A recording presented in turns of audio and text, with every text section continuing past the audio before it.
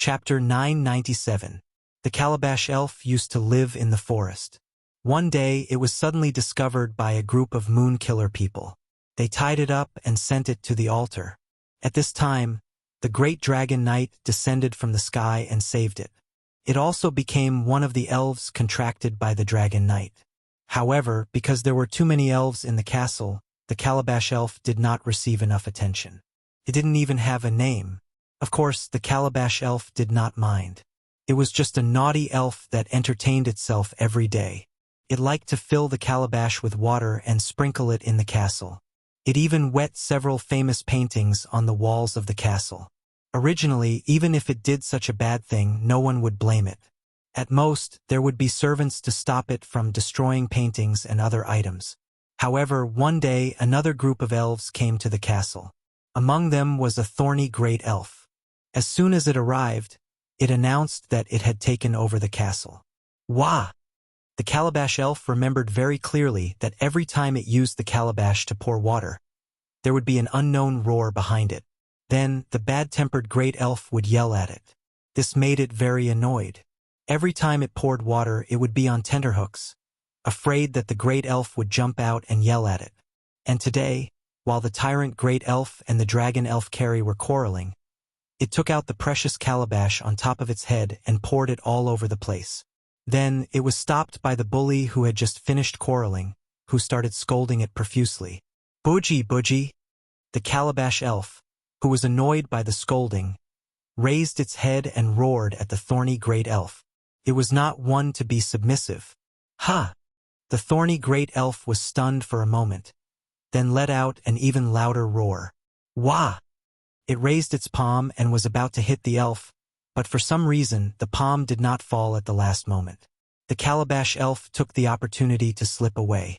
Although it did not get beaten, the more it thought about it, the angrier it became. It felt that there was a shadow hanging over the firewood castle, and it could not fight against this shadow. Its life would continue to be a tragedy. However, it did not realize that while it was sad because of the bully, its body was changing. It began to grow taller and bigger, and its demand for jade powder increased greatly. Its mind became more agile, and its emotions became more abundant. The light had come inadvertently. Mission: the clownfish race is a race suitable for hard labor. However, as a remnant of the ancient intelligent race, what restricts their development is reproduction. As the king of the Fire Kingdom, why don't you solve this problem and expand the scale of the clownfish race? Reward: magic cloak. At the bottom of the Devil's Sea, List looked at the new smoke mission thoughtfully. He guessed that the reward of the mana cloak should be from the 6 statues of the ancient magic shooters. The equipment he had obtained so far was sealed in the statues. As for the mission content, it was to help the clownfish race solve their reproductive problems. As for the solution, his first thought was the improved version of the vitality potion. This medicine, named Source of Vitality, had benefited many infertile families. Even his cousin Meopal was able to reproduce because of the Source of Vitality. This task could be entrusted to the Guild of Magic, so that the mages could improve the potion formula according to the physique of the fish clowns and increase the vitality of the fish clowns. In a trance, the battle between Achi and the demons had become one-sided. Although there were many demons rushing out of the tower, they couldn't withstand Achi's crazy killing. In actual combat, spatial magic was much more powerful than elemental magic such as earth, water, fire, and wind. Moreover, it was cast by a supreme magic archmage. The number of demons has decreased. The clown fish devils have basically been cleaned up. Only the Naga devil is left. No, that's a mermaid devil. Etnia shouted, pointing ahead. Following the direction Etnia was pointing, List saw a huge demon. It was no longer in the shape of a mermaid. It had a huge fishtail, an upper body that was as black as ink, eyes that flickered with dark green flames, and a staff in its hand. At the top of the staff was a huge monster skull that looked incomparably evil. As soon as the mermaid appeared, it raised the skull staff and let out a hoarse roar. Then, a black luster emerged from the top of the staff and shot straight at Achi. Achi, be careful. "Be careful, Your Excellency Achi." Without the warning of List and the mermaid, Achi had already noticed the mermaid devil. With a wave of her hand, a few cracks blocked the path of the black magic arrow. The next moment, several cracks in the spatial magic were corroded by the black magic arrow. At the last moment, they were blocked by the cracks. But Achi waved her hand again and also shot a spatial magic arrow, which was a spatial crack, at the mermaid devil. Crack! The crack cracked, and a big hole appeared in the mermaid devil's chest. No blood flowed out, only dark green flames burning the wound. The mermaid devil's form was already similar to that of a ghost. The magic power of a ghost, because it was related to the soul, was either blue or green. Roar! The mermaid devil didn't care about the big hole in its chest. It still raised the skull staff and continued to release the black magic arrow. This was a high magic spell of the dark element, and it was very corrosive. Unfortunately, it encountered a sea archmage who used supreme magic. Seeing that one spatial magic arrow wasn't enough, Achi shot a few more. Crack, crack, crack. For arrows shot through the air and struck the mermaid devil, leaving 4 large holes in its body. Most importantly, there was also a large hole in its head. This time, the mermaid devil could no longer survive and sank to the bottom of the sea as a corpse. And the skull staff in its hand was seized by Achi, who controlled the water flow. After following List for a long time, Achi naturally learned how to drop equipment without any teaching. Watching the mermaid devil's corpse sink to the bottom of the sea, the mermaids who were hunting the lone devils opened their mouths wide again. Your Excellency Achi is really amazing, as expected of the great archmage. If Your Excellency Achi could live in our era, I'm afraid the sea would have been purified long ago. It's not too late now. With Your Excellency Achi's help, the sea will return to its original peace sooner or later. Unfortunately, there are only 7 of us mermaids left. After 300 or 400 years, I'm afraid there will really be no mermaid race in the world, and we will become a legend in human books. You have to think of it this way, Tibitas. We have already become legends, and now we have been saved by His Majesty and Your Excellency to fulfill our wish to purify the sea. Yes, we once lived by bathing in the glory of the sea, and now it's time to sacrifice for the glory of the sea. Your Excellency Achi is our hope, the hope to restore the glory of the sea. At this moment, the 7 mermaids sincerely ignited their confidence in life and made purifying the sea their goal for the rest of their lives. The sea gave the mermaids a noble status, and they took it as their duty to protect the ecology of the sea and maintain the order in the sea. Humans and nature should live in harmony. Mermaids and the sea should also live in harmony. Please remember the original domain name of this book, 9 Heavens Divine Emperor Mobile Version. Chapter 998. 3 mermaid demons were killed by Achi. With the help of the 7 mermaids, the rest of the Naga demons were also eliminated. A tower built by demons disappeared just like that. Only a thick layer of demon corpses was left at the bottom of the sea, as well as the thick aura of the cursed dragon. These corpses must be purified. Otherwise, the power of the cursed dragon will infect new demons, Etnia said. We don't have enough materials to set up a purification magic circle. We can only leave the demon corpses here and see how the purification ability of the sea is. Maybe we can start with the tower. There must be a reason why so many demons built this tower. Bring the 3 mermaid demons' corpses. They are important research materials. After asking the mermaids to clean up the battlefield, List swam to Achi and said with concern, "You did very well in the battle. Your magic bombardment was great. If the Dragon Knight could also fight in the water, I'm afraid he wouldn't be as fast as you killed the demons." Yes, Achi also felt very happy. Finally, I can test my combat ability. How was the magic consumption in this battle? It's not a big deal. The magic net can support Achi's continuous extraction, but it's very exhausting. Now Achi feels a little tired. Then you have a good rest. The mermaids and I will check the tower. It's okay, brother. Achi is just a little tired. It won't affect my research. She still insisted on checking the cause of the tower with them.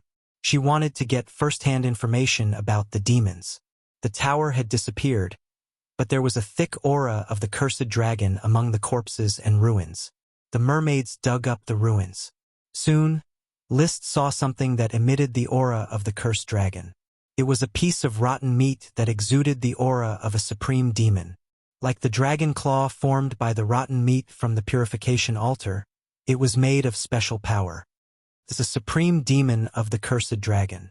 Supreme demons like this must be distributed in every corner of the Devil's Sea. Only by cleaning them up can the sea be completely purified. Those demons gathered here to get the supreme demon of the cursed dragon's protection and continue to live. Don't worry, take it slow. There will be a day when the sea is completely purified. After storing the rotten meat, the group began to return. He didn't continue forward. Encountering a devil's tower was already thrilling enough. He didn't want to encounter another one. The mermaid's body had not recovered, and Achi was mentally exhausted. As for List, all he could do was cheer them on from the bottom of the sea. Back at the offshore laboratory, Achi and the mermaids immediately threw themselves into the study of the devil. List took the youngest mermaid, Blebosi, to Estuary City. His plan was to build a big city in the shallow sea near Estuary City as the residence of Wuxia.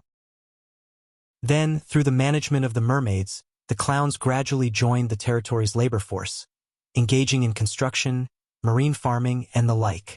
Of course, the specific arrangements would be handed over to the development committee. He himself did not have the patience to deal with too specific mundane affairs. Di Maria, regarding the arrangements for the mermaid and the ugly fish, I'll leave it to you to preside over. My father is in the Blue Sky Mountain Palace helping the Sapphire family prepare for the funeral. I will also rush over in a few days. Discuss the work of the development committee with Emily. In the future, I will hand over the marine work to Emily's jurisdiction. In the administrative office of Reed City, List was instructing Di Maria Rainflowerstone. Among his most trusted followers, Emily undoubtedly had to take on more important tasks. The work with the mermaids would be handed over to her in the future. However, Emily now needed to learn how to manage such a large territory. Di Maria would be a qualified teacher. Also, he was prepared to let Blebosi and Emily get along for a while, and then finally give Blebosi's mermaid heart contract to Emily. There was no point in having so many mermaid hearts for himself. In any case, he could only sit on the shoulders of the mermaids at the bottom of the sea and cheer 666. Understood, Your Majesty. Di Maria was still in a state of shock. Ever since he had come to the Fire Kingdom, he had encountered one shocking event after another. He had seen a sacred dragon, a unicorn, a phoenix, mistaken for a fire dragon bird, and had passed through a magical teleportation matrix. Each was enough to shock him for a long time. Now, there was the addition of the shock of the mermaids. Also, don't forget to hire a few serpentine teachers for the mermaids. They don't speak the official language. Yes, Your Majesty. Di Maria saw List get up and hurriedly stood to send him off. He also asked somewhat faintly, Your Majesty, did the mermaids really rule the sea? Who knows? Anyway, I am the master of the sea now. You must remember this. Don't be too humble when dealing with the mermaids. I will watch my attitude. Leaving the administrative office, List then went to the Guild of Magic and saw the executive vice president. Chris, I have a task to entrust to the Guild of Magic. Your Majesty, please instruct me. Kenley should have already sent you a message. I have recruited a new batch of mermaid followers and have obtained millions of ugly fish as laborers. I have already heard, Your Majesty. I would like to be transferred to the marine laboratory and see the mermaids with my own eyes. It is a great honor to be by your side, Your Majesty. I can see so many beautiful things that only exist in legends. Dragons? Unicorns? Mermaids? There will be plenty of time to meet the mermaids in the future. Now I need you to gather a group of mages who are relatively proficient in the source of vitality potion, and then arrange for them to go to Estuary City to collect samples. I want the mages to research a source of vitality potion that is suitable for the ugly fish's physique. Does the ugly fish have a fertility problem? Chris asked curiously. Yes, it is precisely because of the difficulty of the ugly fish's reproduction that the dense number of ugly fish in the sea in the past gradually disappeared. If I don't interfere, the ugly fish may really be extinct in a few hundred years. I will arrange for the mages to go to Estuary City to collect samples to study the source of the ugly fish's vitality. After handing over the task and checking a batch of the latest research topics of the Guild of Magic, List returned to Firewood Castle. Then he saw the calabash sprite who was throwing a tantrum. Master, I have already asked the Marquis to come and confirm that this calabash sprite is evolving. Its body is developing very well, and the possibility of successful evolution is very high. The old butler Carter said happily. List had not lived in the castle for a long time, and these elves were taken care of by him like children. He was full of affection for each one. He was sincerely happy for the evolution of the calabash sprite. Budgie! Budgie! The calabash sprite stood on List's arm, expressing its recent troubles. It hated the big evil elf in the castle. List couldn't help but pat its head. Remember this feeling. When you evolve successfully, you can resist Ella's oppression. He actually wanted to laugh a little. He didn't expect Ella to really trigger the catfish effect. The calabash sprite was the first elf to be stimulated to evolve in the catfish effect. Budgie! Budgie! Since you are about to become the great calabash sprite, you should have your own name. Now that you are very angry, it is better to call you the Knight of Wrath, Klein. Chapter 999. The evolution of the gourd sprite, Kayleigh, was gratifying. However, it still made List feel a little regretful because it was not a potion sprite or a grain sprite that evolved, but a gourd sprite. In this world, the gourd was similar to the gourd on Earth, and it could also produce small gourds. Now, the role of the small gourd was to be fried when it was tender and could be used as a vegetable. The other was to hold wine when it was mature and could be used as a vessel to hold liquids. However, there was not much potential for both uses. The gourd output as a vegetable was low, and the gourd volume as a water bottle was small. Forget it, it's enough to evolve into a big sprite. Everything else is just a passing cloud. List hugged Kayleigh very intimately. At this time there was a whoa sound. Kayleigh suddenly jumped out of List's arms and stared at the thorny sprite, Ella, floating at the door. He kept shouting at List, Budgie, Budgie. This was a call for help. Ahem. List motioned for Kayleigh not to be nervous, and then waved to Ella to come over. Ella, with her hands behind her back, flew over arrogantly. List, this sprite is not obedient and is destroying everywhere in the castle. You have to teach it a good lesson. You can teach it, but you can't hit the sprite. It just told me that you hit it a few days ago. List was looking forward to Ella's catfish effect, but fighting was not allowed. The scolded sprite may be angry and evolve, and the beaten sprite may be useless. I didn't hit it, whoa. Ella glared at Kayleigh and then said to List, I just scared it. Now that I am a big sprite, I have to show my dignity to manage so many sprites. Ahem. List had nothing to say. He didn't know where Ella came up with such strange ideas. Ella's thoughts were not over yet.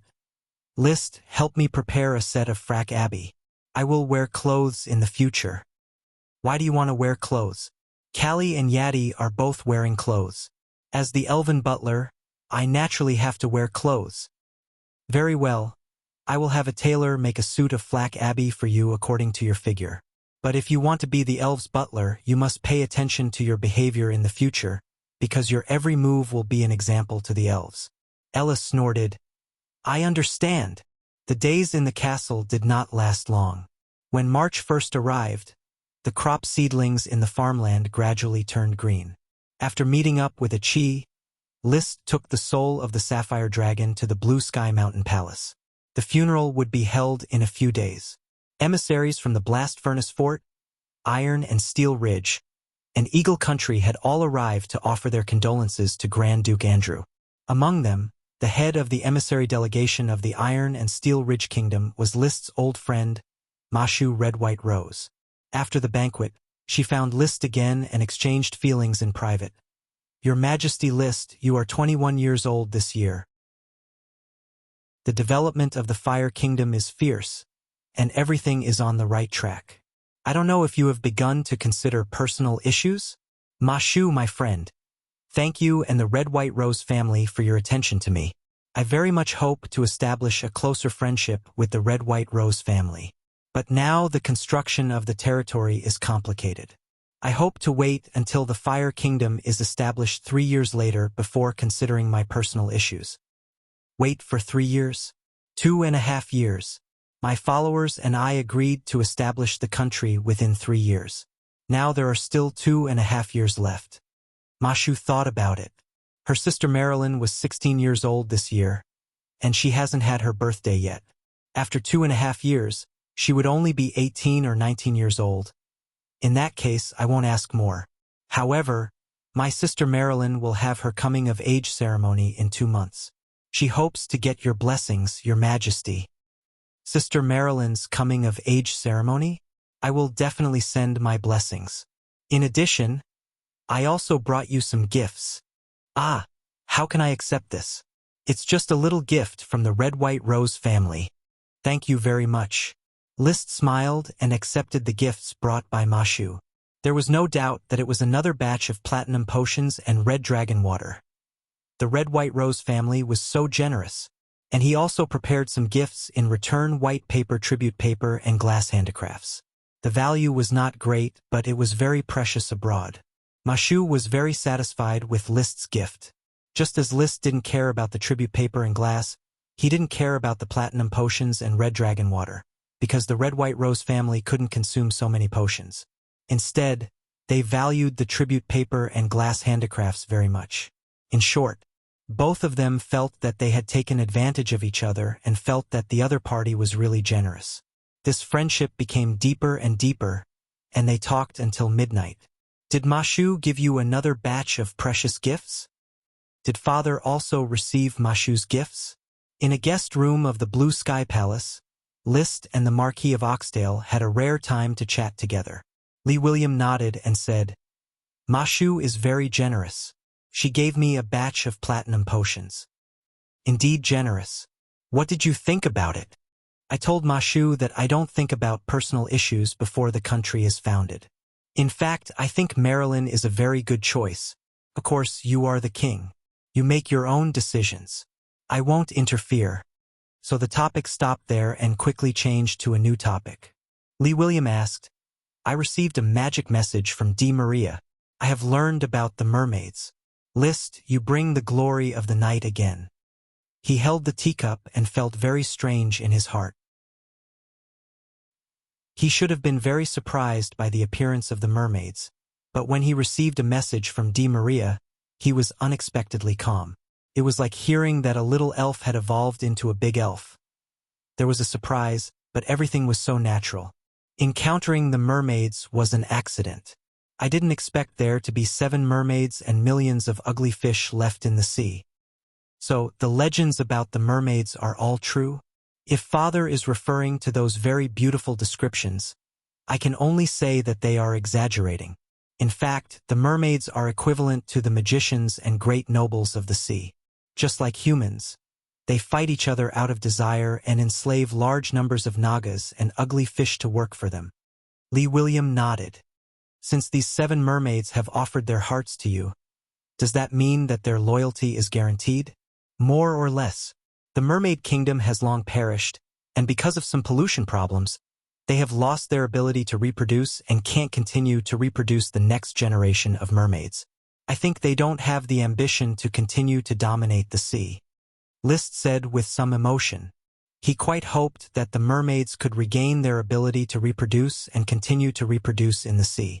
After all, they were a magical species, and after leaving the mermaids, it would not be easy to control the ugly fish. When the Guild of Magic finished researching the source of vitality potion for the ugly fish, perhaps he could try to get the Guild of Magic to help the mermaids research the source of vitality potion. Just as his thoughts were jumping around, Li William let out a long sigh and said with emotion, Ever since I left Coral Island, I realized that there are so many magical colors hidden in this world. If there is really a knight's glory, I think the knight's glory must be concentrated on you, my son, List Flame. List returned to his senses and smiled slightly. Perhaps. If the power of fate represented by the smoke dragon was a kind of knight's glory, then the knight's glory really favored him. Chapter 1000. The funeral of Grand Duke Andrew was held on March 6th, a drizzle falling from the sky. The customs here were not popular with funeral culture. After death, people were buried in the ground, and there was no annual worship at a fixed time. According to Grand Duke Andrew's last wish, he was buried around the Sapphire Dragon's lair. The Sapphire Dragon was his most cherished hope.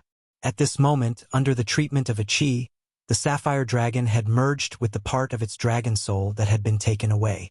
It lay in the dragon's lair and looked at the ant-like humans. It lined up in front of the grave of Grand Duke Andrew. A trace of undetectable sadness flashed in the dragon's eyes. Although the dragon was arrogant and looked down on humans, it had a direct soul exchange with Grand Duke Andrew, and they had lived and died together. Some memories were destined to be hard to forget.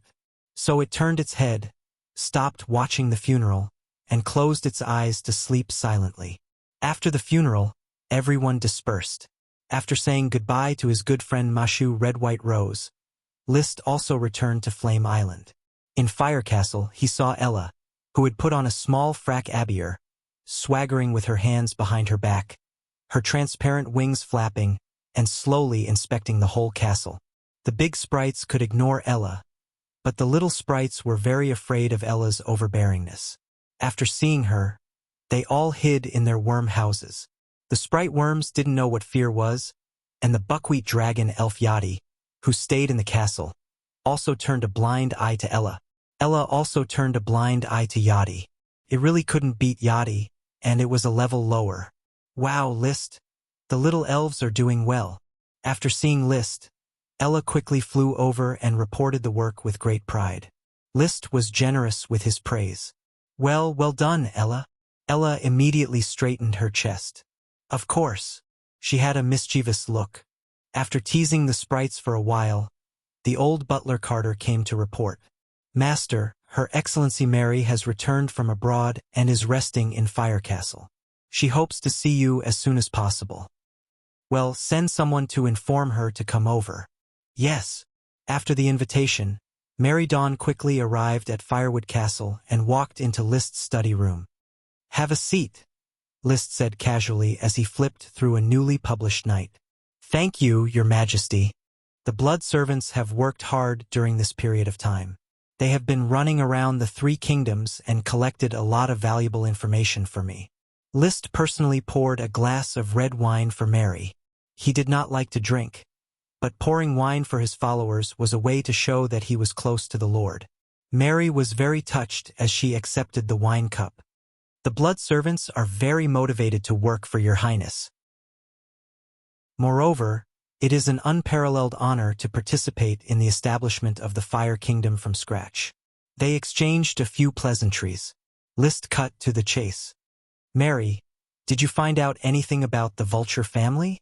He had previously sent Mary to the Blast Furnace Kingdom in person to investigate the Vulture family, which was the family of Stephanie Vulture, the original owner of the magic I Chi technique. Mary took a sip of red wine and replied, Your Majesty, the Vulture family died out more than 100 years ago. According to the information I investigated, the last patriarch of the Vulture family was close to the Sapphire family. Because the Sapphire family left the Blast Furnace Kingdom, the Vulture family was ready to follow. In the end, they did not leave and soon perished. No one knows why. Perished? List frowned. Have you heard anything about Stephanie Vulture? I have. He was the last patriarch of the Vulture family. His title was the Earl of Wind Thunder City. However, no one remembers Earl Stephanie's deeds. I have been to the original castle of the Vulture family. The castle was occupied by another Earl family 100 years ago. Is there any other relevant information worth mentioning? I heard from a local old aristocrat that the heir of the Vulture family did not die in the disaster of the Vulture family. Instead, he became a destitute person. He wrote a book about the Vulture family and later disappeared. Mary said and took out a book from her bosom. But there are remnants of that book that have been passed down. It was a tattered, moldy, and decayed book made of thick bast paper. It was so dilapidated that half of it had decayed. List slightly opened a page. It was written in the language of the Blast Furnace Kingdom, rock text. I can't understand it. Mary seemed to have known this a long time ago. She explained, I've asked the old nobleman. The book's name is Vulture Knight Stephanie's Expedition. It's basically about Stephanie the Vulture's expeditions. It's very boring and has nothing worth mentioning. Vulture Knight Stephanie's Expedition. List looked at the broken rock textbook and frowned. When he first obtained the Magic Eye Chi secret technique, it was Vulture Knight Stephanie's Expedition, but it was published in Serpentine. There was a golden paper recording the Chi secret technique hidden in the cover. The cover of the rock textbook in his hand had long decayed. It was obviously impossible to hide the golden paper recording the Chi secret technique. He had a big doubt in his heart. Why was there no Chi secret technique hidden in the rock text edition? Instead, it was the Grand Duchy of Sapphire thousands of miles away that published the same book with the Chi secret technique in the cover. Unfortunately, too much time had passed. The Vulture family had long become the dust of history. It was no longer possible to know what happened to this family. List could only guess as much as possible. He guessed that Stephanie Vulture was too close to the Sapphire family and was implicated after the Sapphire family rebelled against the Blast Furnace Kingdom. The family perished. Stephanie's son happened to be a family and published a book recording his father's night. Sales were poor. Forced to make ends meet, the son crossed the Steel Ridge Kingdom and went to the Sapphire family. When he arrived at the Grand Duchy of Sapphire, he might have been rejected by the Sapphire family, or for some other reason not prospering. Thus, when he was in dire straits, he put the two secret techniques into two books, one of which was Vulture Knight Stephanie's Expedition, and the other was Searching for the Magical Beast Insect King of the Pincer Beetles. He looked forward to the fated person obtaining the Chi secret techniques and recreating the glory of the Vulture family. Driven by the power of fate, these two books fell into List's hands. As a bookmarking madman, List certainly smiled and accepted it. In any case, he was basically certain. Magic eyes and aura attenuation. These two Chi secret techniques should only be possessed by me. They can be inherited by the Flame family. Of course, Magic Eyes already had the wizard version of the super magic Eyes. A Chi taught the 7 mermaids, who would later search for sprite worms in the sea. In that case, should I also teach the Magic Eye to my loyal followers and let them help me collect elves? The news of the Vulture family's destruction that Mary brought made him suddenly realize that Chi secret techniques were just insignificant skills. Even if an aristocrat mastered this Chi secret technique, they would not be able to rise to the ranks of a dragon-raising family. The true foundation of dragon-raising families was dragons. The Flame family had 6 dragons. In the hands of a dragon-raising family, especially when practiced by a dragon knight, Magic Eyes could display its true value. Chapter 1001.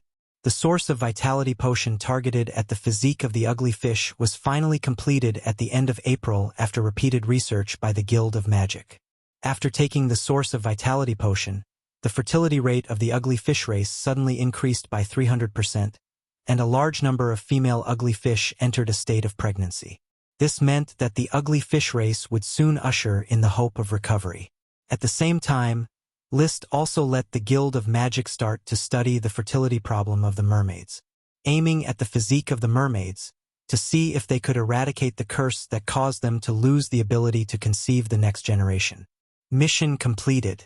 Reward: Magic Cloak. With the problem of the ugly fish's fertility solved, the smoke mission was naturally completed, and the reward item immediately came to List's hands. Unsurprisingly, this item was obtained from the newly conquered Moonkiller tribe and was part of the seal in the statue of the Moonkiller tribe's ancestor. The ancient book of knowledge's appraisal result of the magic cloak was Drow Spider Silk, Mushroom Mycelium, Infinite Magic, Magic Protection. After a cheese analysis, the two materials of Drow Spider Silk and Mushroom Mycelium were spider silk produced by a strange race of drow spiders in ancient legends, and mycelium mixed with a large number of abandoned worms. This magic cloak could provide unlimited magic for the wearer and condense a magic protection halo. There was no doubt that this was another piece of mage equipment, and it was the most suitable for a chi. The newly rising knight training system had no ancient treasures waiting to be unearthed. If he wanted good equipment, he could only make it himself. A chi, who wore the magic cloak, could condense a protective shield that emitted misty light around her body. Even if List used the super demonic dragon aura, it would take 3 attacks to break it. This undoubtedly greatly enhanced a chi's defense, coupled with the power of her own magic. In the battle, she was almost invincible. In the future, a chi would be the main force to purify the sea devils. With this magic cloak, List could finally rest assured and cheer her on. For the next few days, he had been studying the new smoke mission. Mission: Assassin walks in the shadows. The malice from a distant country has arrived at Flame Island and is watching all your results from the island. In order to avoid malice leading to bitter consequences, you should take the initiative to find malice from the shadows. Reward: Underwater Secret Realm. He didn't have to worry about the rewards for now. What made him frown was the evil intentions of the distant nation.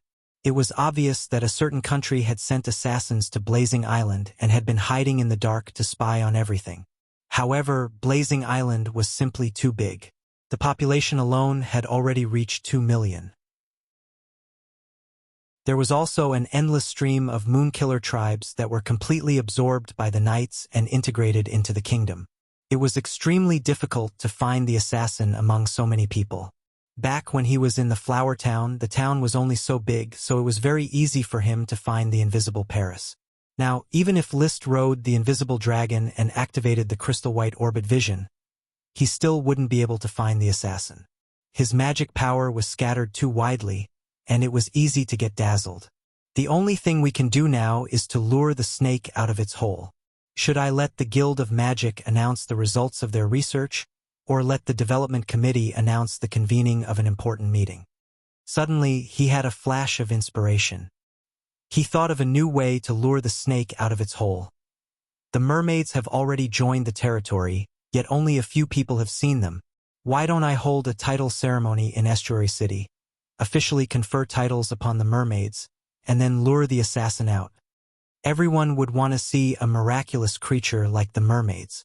As long as the title ceremony was maintained in the upper echelons of the territory, it would be easy to find the assassin who wanted to spy on the mermaids. Perfect! With the plan in mind, he quickly issued an order to the development committee to hold the title ceremony in Estuary City. At the same time, he contacted 7 mermaids with their respective duties to rush to Estuary City to participate in the title ceremony. May 3rd. The weather was pleasant.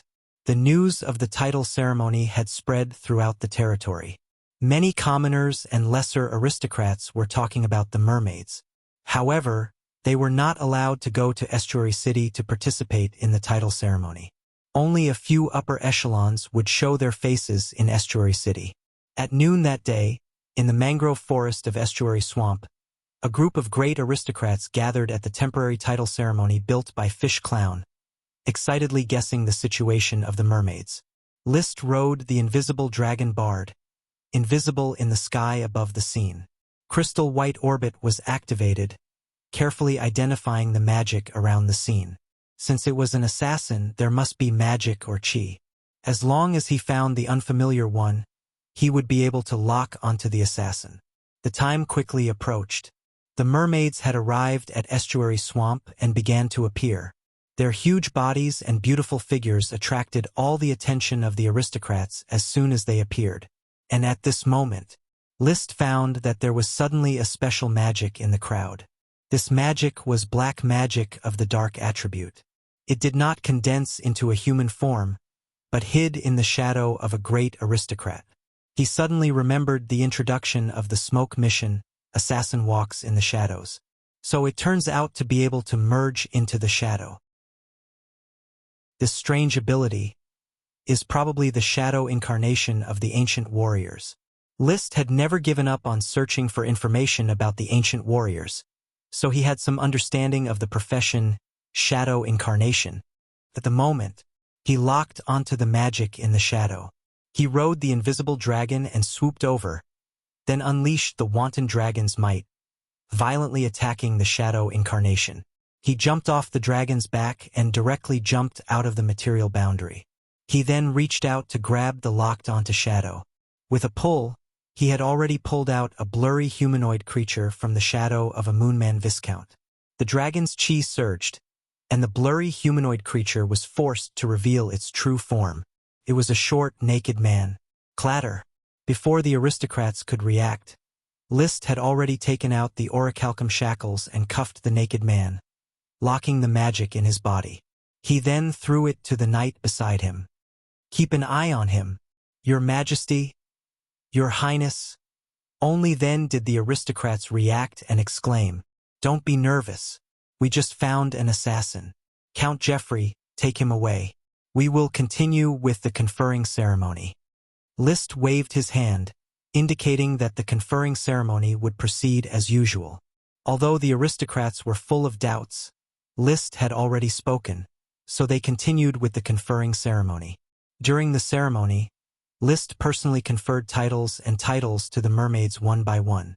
Marquis of the Fisherman Gulvig, Marquis of the Great West Etnia, Marquis of the Salt Water Buroposi, Marquis of the Water Tibidus, Marquis of the Trench Sharawala, Marquis of the Fugitive Viswendi, Marquis of the Lost Coelic. The titles of the other mermaids were fine, but the titles of Viswendi and Coelic were really inelegant. However, their original countries of the sea, one was called the Fugitive Country, and the other was called the Lost Sea. Even she did not mind, so Liszt would not mind. With the mermaids pledging their loyalty, the conferring ceremony ended hastily. Liszt signaled the aristocrats to communicate with the mermaids on their own, while he hurriedly left to interrogate the origin of the shadow incarnation. Chapter 1002. There was no need for Liszt to remind him. The shadow incarnation's interrogation methods had already been used. After some physical pain, the short assassin finally confessed everything. His name was Heathley Shadow, an inheritor of an ancient warrior, Shadow Incarnation. He came from the great empire in the far west, the Noble Frost Empire. He was sent to the Fire Kingdom by the Emperor of the Noble Frost Empire, Great Emperor Jupiter, to investigate the news of the Holy Dragon, the Invisible Dragon. We have 5 shadow incarnations, all lurking in various parts of the Fire Kingdom. However, a week ago, one shadow incarnation left with news of the Invisible Dragon. There are still 3 shadow incarnations left. I don't know where they are hiding. I will investigate the information in Estuary City. How do I contact them? Every week, we meet in a tavern in Dragon Valley City to share information. There are still 3 days until the next meeting. Liszt narrowed his eyes. He finally knew why the smoke mission had not been completed even though he had caught this shadow incarnation. It turned out that there were still 3 shadow incarnations lurking in the dark. Furthermore, one of the shadow incarnations had already left Flame Island, and there was no way to catch him. The Noble Frost Empire. A serious thought flashed in his mind, but he immediately suppressed it. He continued to interrogate Heathley Shadow. First, information about Heathley's personal profession. Shadow incarnations were one of the ancient warriors. They did not cultivate chi or magic power. All practitioners had dark magic power. Unlike mages, they could integrate dark magic power into their bodies and transform them. This allowed their bodies to blend into all shadowy environments through a special method. We were originally Earth Knights. After displaying dark chi, we were chosen by the royal family and began to cultivate into shadow incarnations through special means. Engaging in assassination, investigation, and other work, I can tell you the specific cultivation method, but in the process of transforming chi into magic power, we need to soak in medicine several times. I don't know the formula of the medicine, Heathley said. This basically cut off Liszt's idea of cultivating shadow incarnations. However, this was very normal. Since the royal family of the Noble Frost Empire had mastered the method of cultivating shadow incarnations, they would definitely hold the medicine formula tightly and would not leak it at will. After all, There was no guarantee that the shadow incarnation would not be captured and reveal the cultivation method. My power isn't that great. I belong to the deep shadow of the shadow incarnation. Shallow shadow, deep shadow, and shadowless respectively correspond to the Earth Knight, the normal Sky Knight, and the perfect Sky Knight. Heathley was a deep shadow which was equivalent to the normal Sky Knight. His most powerful assassination method was to jump out from the shadows and assassinate. He might not be able to defeat the Sky Knight in a head-on battle, but he could even kill a sword saint with a sneak attack. However, the shadow incarnation was not without its limitations. Their clothes could not blend into the shadows. Thus, before spying, they would hide in the shadows in the corner. When the other party was unprepared, they would jump into the other party's shadow naked and follow him. After the assassination, he had to leave the scene naked, find his clothes, disguise himself as an ordinary person, and disappear into the crowd. Then, "Can't you go anywhere at night?" List asked, puzzled. Heathley smiled bitterly. "It's not easy to assassinate at night because the shadow state will be too dark, and I might not even be able to find my assassination target. When I blend into the shadows, I can only rely on the boundaries of the shadows to move, and rely on the light outside to sense. Once there was no light, the shadows would have no boundaries, and he would not be able to figure out how to move, so he would get lost." This explanation was very logical. Otherwise, wouldn't the shadow incarnation be able to kill whoever it wanted at night? It would be completely lawless. After understanding the occupation information of the shadow incarnation, List began to understand the information of the Noble Frost Empire. Heathley, who had suffered, was very straightforward and answered every question. "I don't know how Great Emperor Jupiter knew about the invisible dragon. I'm just a shadow incarnation, and I've only seen Great Emperor Jupiter a few times. The orders were given by the leader of the shadow incarnation. Great Emperor Jupiter is called Great Emperor Jupiter, and after becoming emperor, he is a person without a surname." A person without a surname? The emperor has no surname, because surnames can no longer bear the glory of the emperor. List smiled and continued to interrogate. "Then what's the family surname of Great Emperor Jupiter?" "The Light of Tranquility." "What does the Light of Tranquility have?" "I don't know." "How old is Great Emperor Jupiter?" He was suddenly very concerned about this question. He wanted to know the age of the emperor to determine if the other party was the lord of the dragon territory. "I don't know, but I guess Great Emperor Jupiter is 40 years old." Through the conversation with Heathley, List quickly outlined the image of Great Emperor Jupiter. He was 40 years old, in the prime of his life, a dragon knight, riding an elemental dragon, Dark Dragon. The dragon was as black as ink, with a body length and wingspan of more than 70 meters. Great Emperor Jupiter had once personally led the orders of chivalry to destroy a principality and vassal state, and killed the other party's dragon. He could be considered a monarch. The Noble Frost Empire spoke of the Chai language. Heathley spoke a few words, which sounded a bit like the language of the moon. The written rules were like pieces of firewood stacked on top of each other, giving the feeling of cuneiform. However, Heathley could also speak Serpentine. These shadow incarnations were trained to speak multiple languages from an early age, and were sent to different countries to carry out missions. The empire was very large, and wars were frequent on the border, especially with the Empire of Light. A war would break out every few years, and the Dragon Knight would often launch a dragon-slaying war. "I don't know how many dragons there are in the Empire. I've been performing assassinations in the mercenary city-states for a long time. The mercenary city-states are composed of many small exiled countries. They are located between the Empire, the Fallen Leaf Kingdom, and the Whitestag Kingdom. They are very chaotic and the holy land of mercenaries and rats." Heathley could not explain the geography of the legendary continent. He only knew that the mercenary castle bordered the Noble Frost Empire, the Fallen Leaf Kingdom, and the Whitestag Kingdom.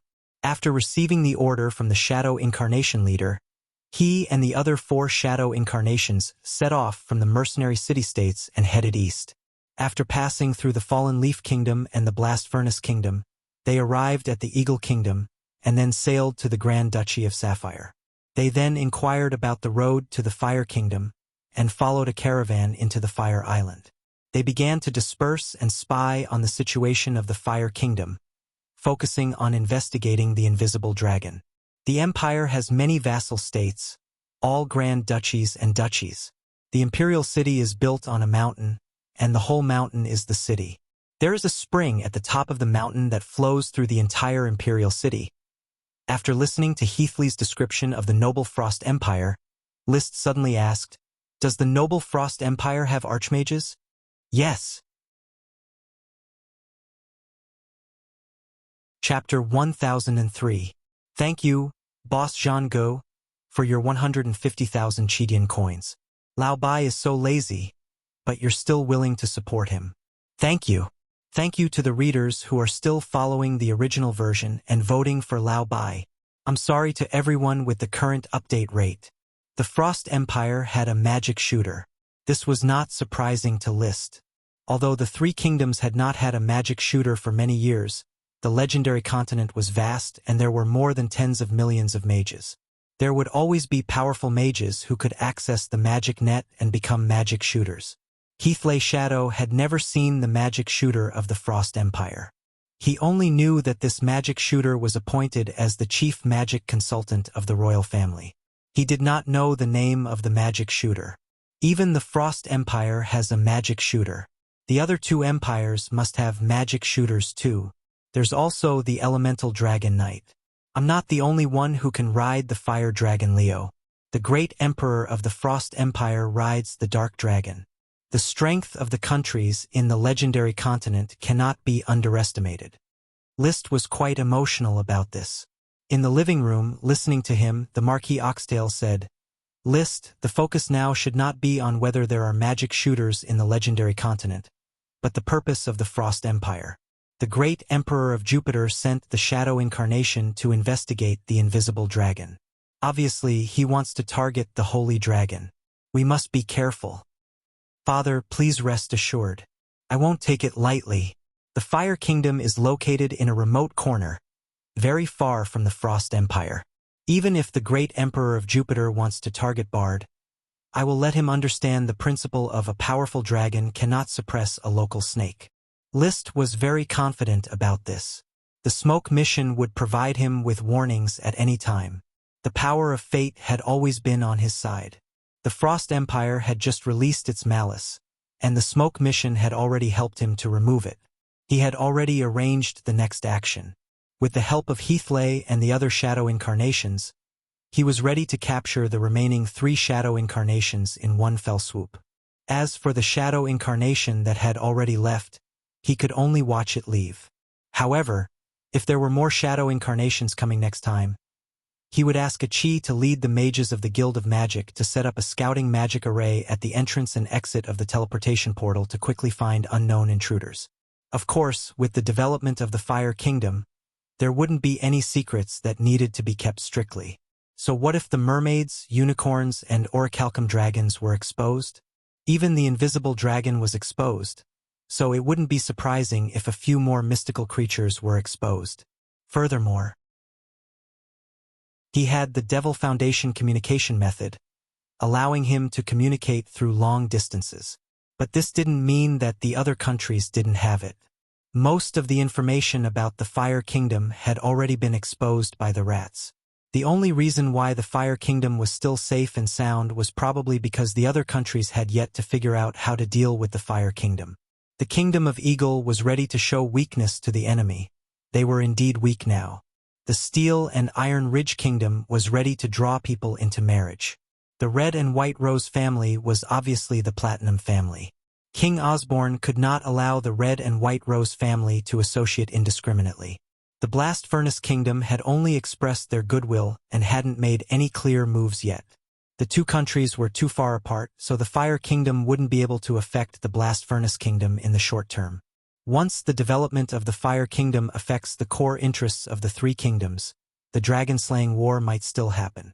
It was just that he did not expect the Noble Frost Empire to intervene.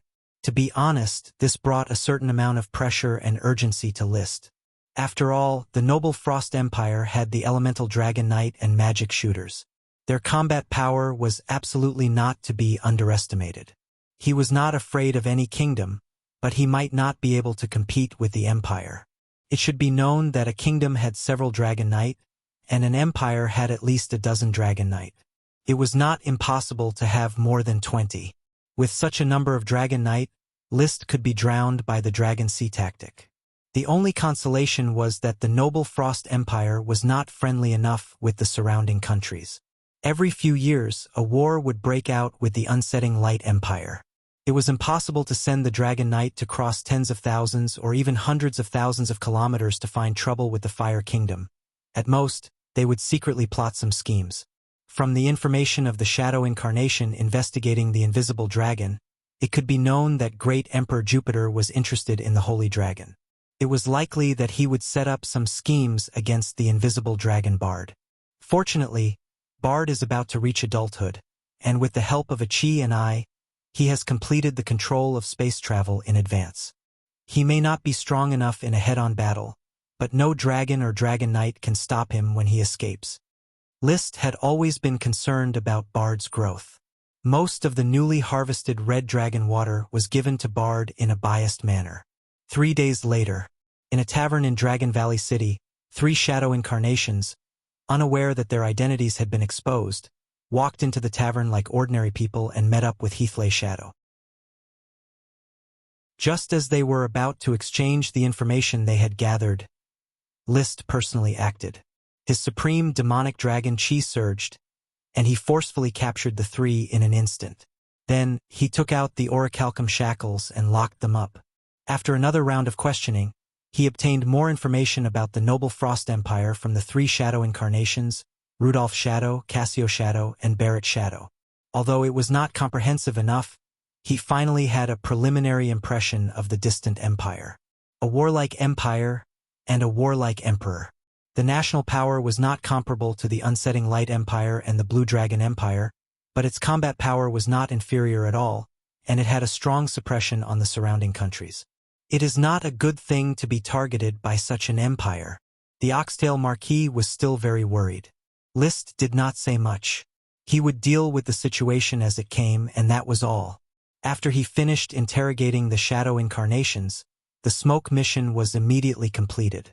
Mission completed. Reward: Undersea Secret Realm.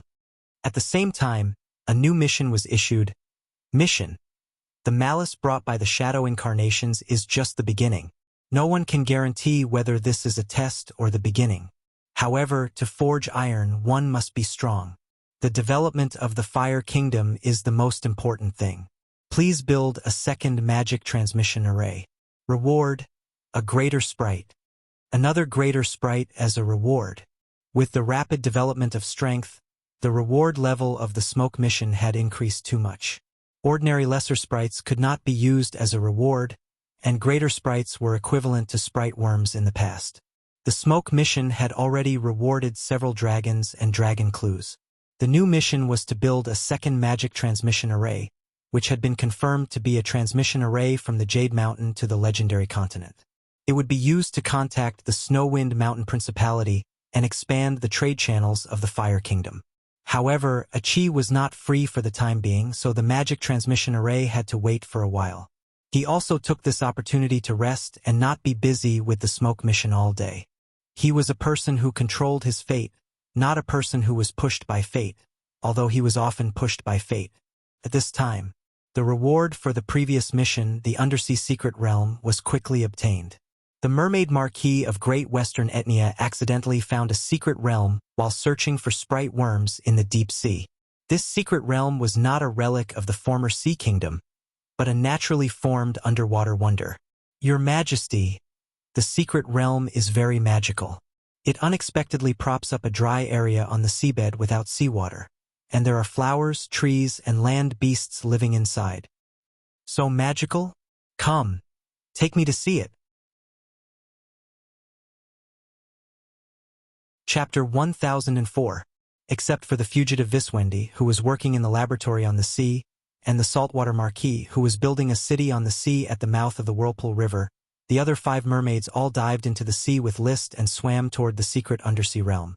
Chi was concentrating on studying the demons, so she did not follow them. The location of the undersea secret realm was in the Shell Sea, located in the sea between the Blazing Islands and the Third Islands. The mermaid's swimming speed was not slow, and they successfully reached the undersea secret realm after a few hours. The depth of the water was about 800 meters, and the light was a little dim. However, the secret realm was like a huge crystal cover that enveloped the entire seabed, flickering with a faint seven-colored light. Etnia stopped in front of the bubble. "Right here, Your Majesty. There's nothing special about this bubble. However, there is a strange force blocking the seawater outside. I tried to squeeze the seawater, but I couldn't squeeze the seawater into the cover."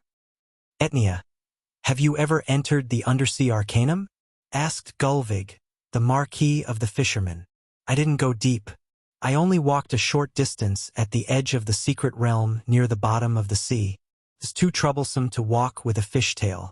Mermaids had noses and gills behind their ears. They could breathe underwater or in the air. However, mermaids did not have legs and could only rely on their tails to walk.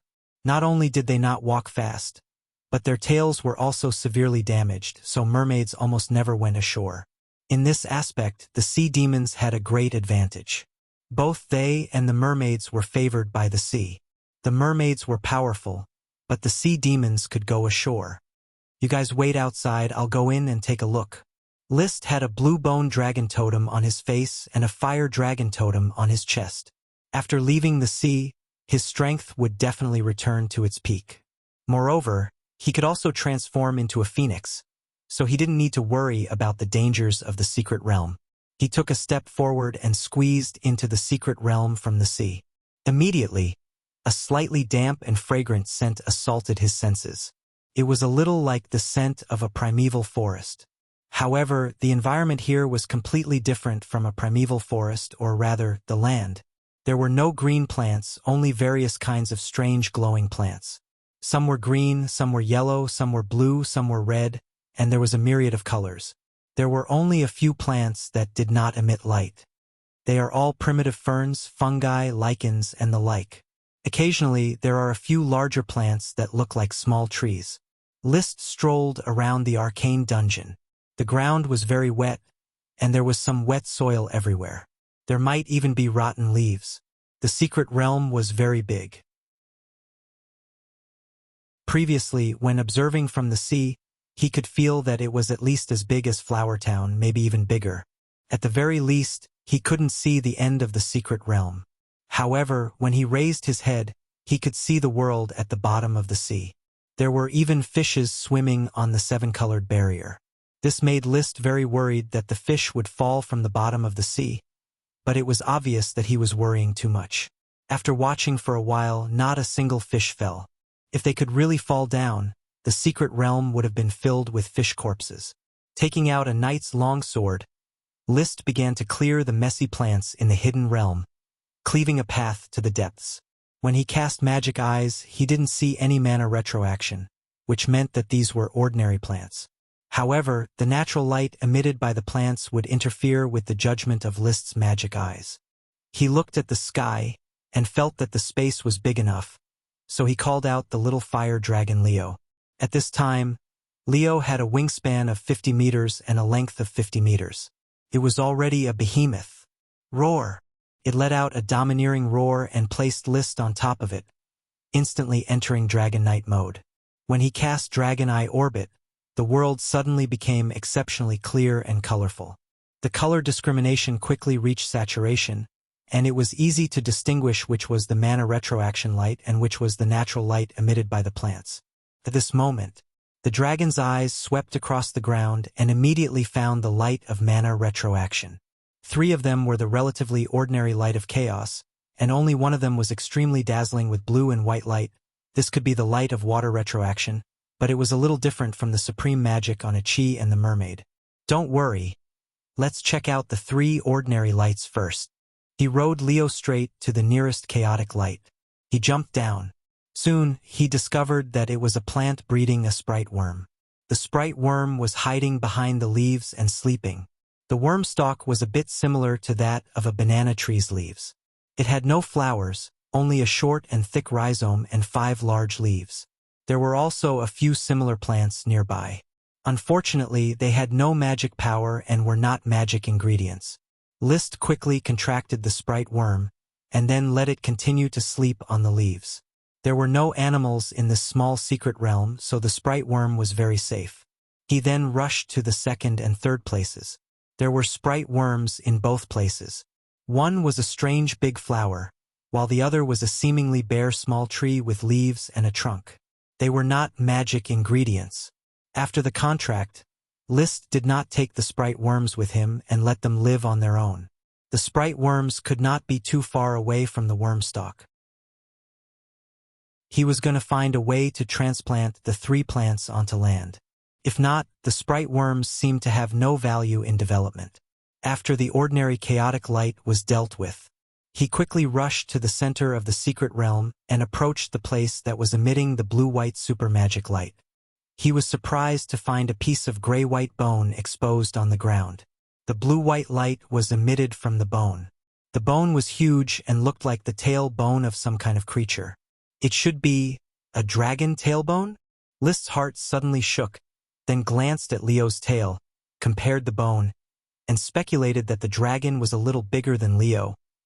Did I find the remains of another dragon? Let me excavate it and see if I can find mineral deposits. Excitement lingered in his heart. A dead dragon was also a very valuable treasure. A thought flashed in his mind. The Great War of the past should have been centered on the Flame Archipelago, so there are so many dragon remains on this archipelago and the surrounding sea. Black Horse Island was the remains of a fire dragon. Heart Island was the hind legs of an emerald dragon. Flame Island was the remains and mineral deposits of the titanium dragon, Blackheart dragon, Lead dragon, Bronze dragon, and Mercury dragon. The entire sea was still filled with the pollution of the cursed dragon. Now a new dragon's remains were found in the Sea of Shells, and even the super magic had not subsided obviously. The sea blocked the air and slowed down the loss of the super magic on the dragon's remains. Winnie, come out and help dig the mineral deposits. He called out the Bone Dragon Winnie, and then Human Dragon Unite entered the Mind and Soul Unite link. Both man and dragon were shocked. Driven by a wonderful and comfortable feeling, the bone dragon moved quickly and dug along the tailbone with its dragon claws. As the excavation went deeper, the dragon bones were revealed little by little, but the mineral deposits did not appear. List could not help but think, what kind of dragon's remains are these? Is it the remains of an elemental dragon? What kind of element would it be? Water, fire, earth, wind, thunder, light, ice, darkness? Chapter 1005. If this was the remains of an elemental dragon, then it was clear what kind of elemental dragon it was. The blue and white supreme demon on the remains was undoubtedly a water supreme demon. In other words, this dragon's remains were most likely left behind by a water dragon. Wow, there are no mineral deposits at this depth, which means it's not a metal dragon or a gem dragon. As for a holy dragon, it should be impossible, let alone an evil dragon. So it's the remains of a water dragon. List speculated. As for why the remains of a water dragon could support a secret realm without water, he couldn't figure it out for the time being. The soil of the secret realm was very soft, and it was easy to dig with the bone dragon. After a few hours of work, he dug a pit of hundreds of meters and dug out the entire skeleton of the water dragon.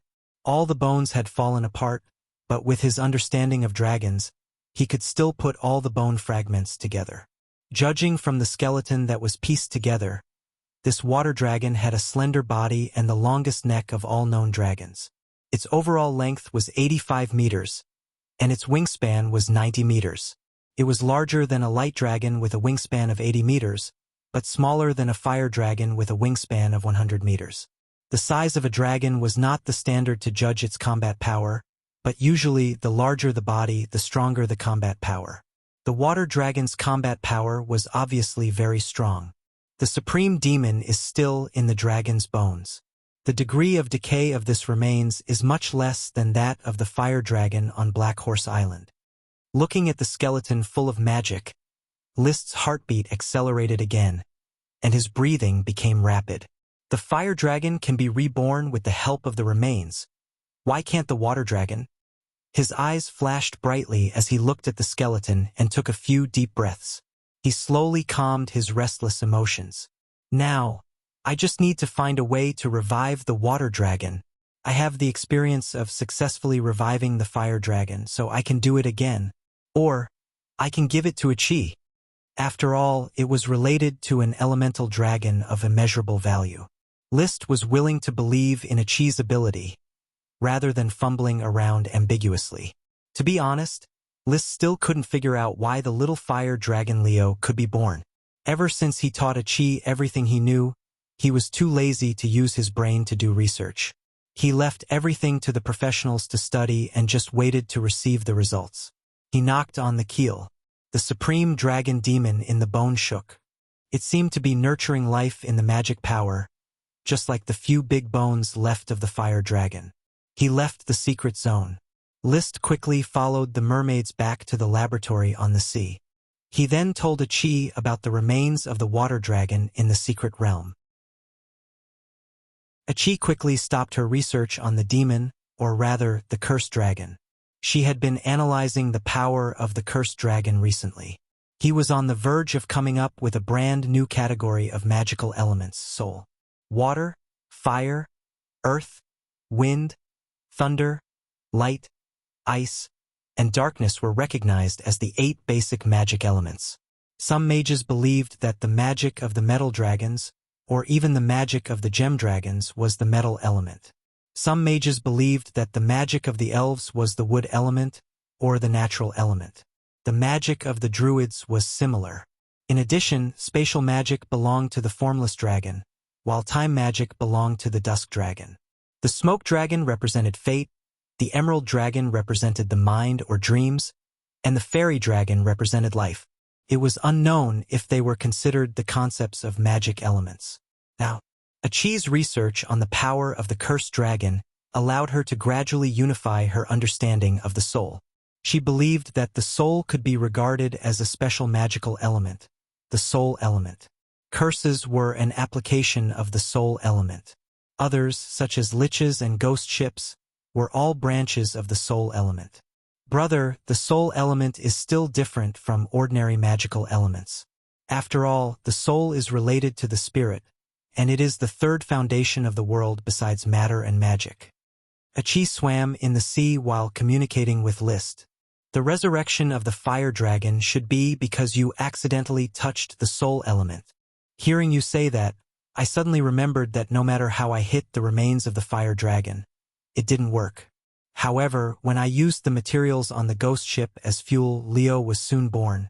It seems that the most important thing to resurrect the elemental dragon is to have the participation of the soul element. Yes.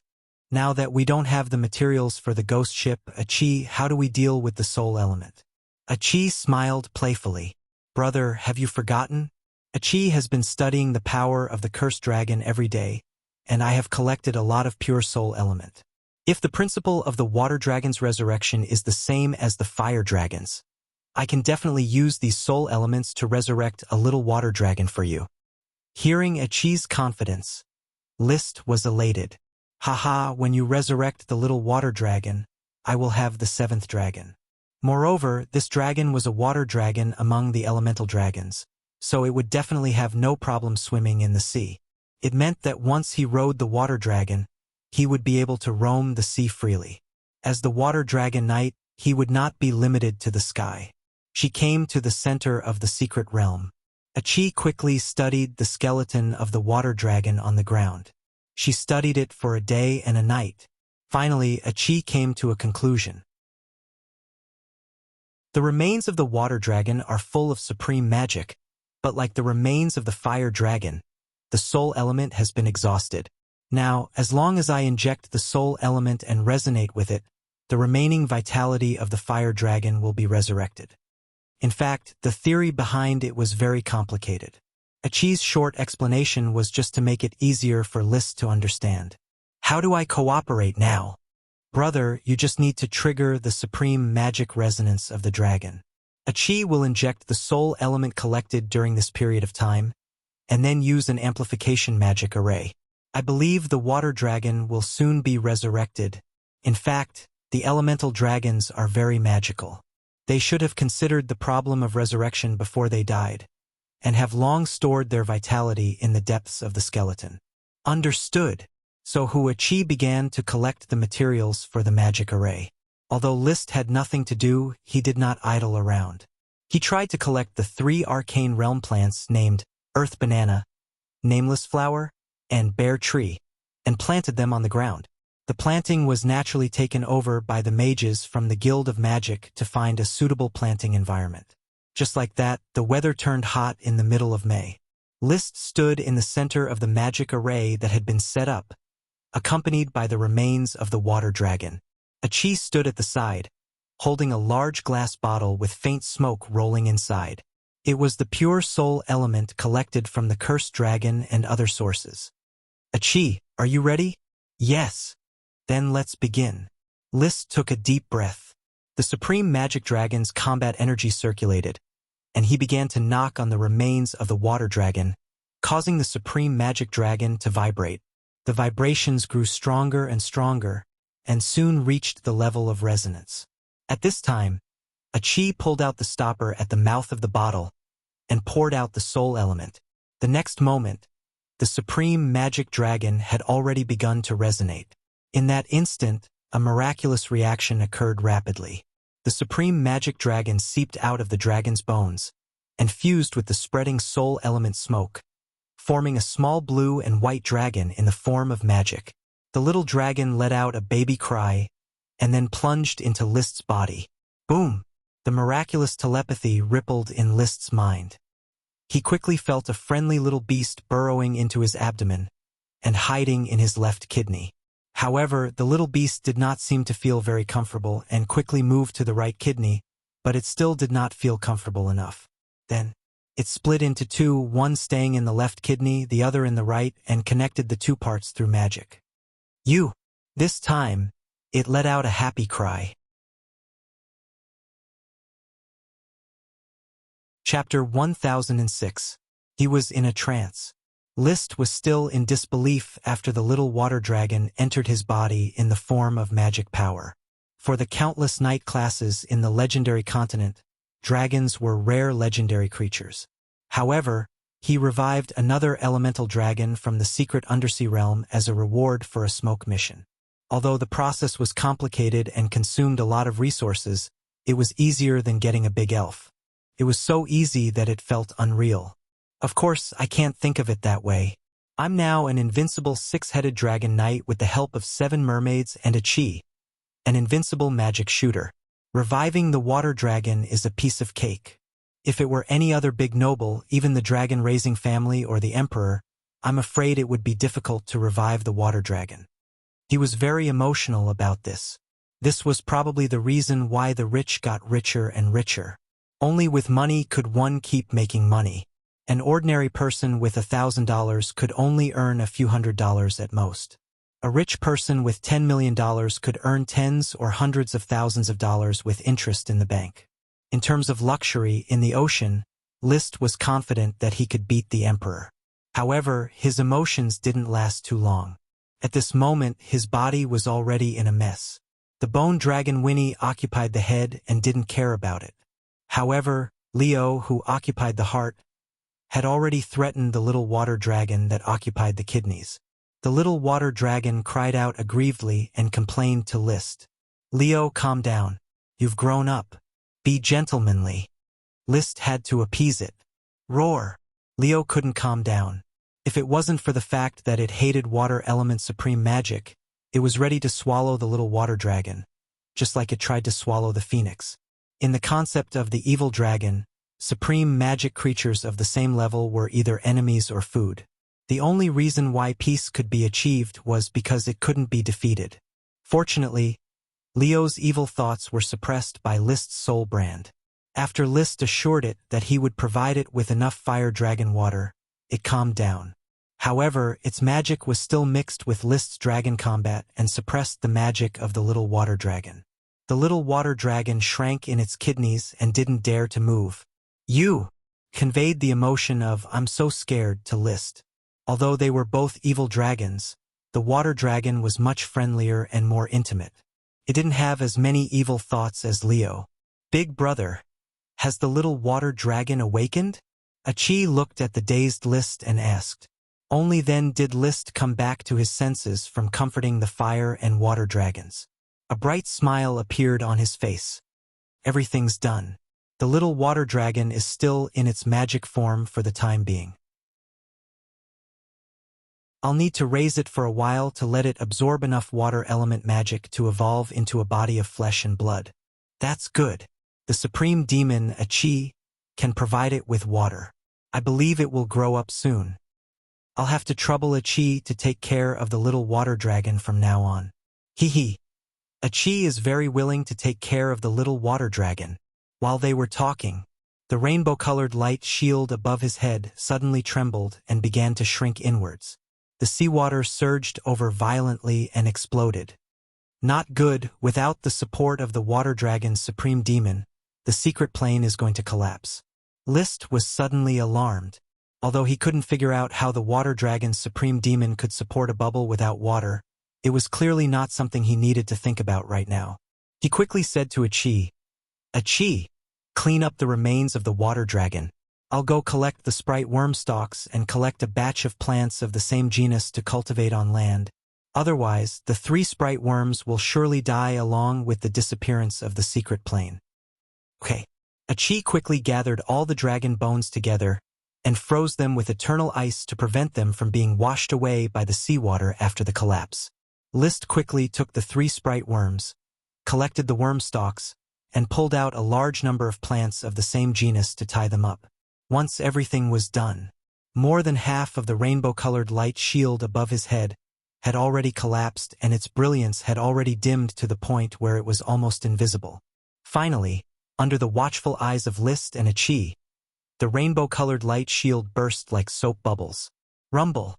Under the powerful pressure of the seawater, the secret plane was flattened in the blink of an eye, as if a mountain was pressing down. The strange luminous plants instantly turned into powder.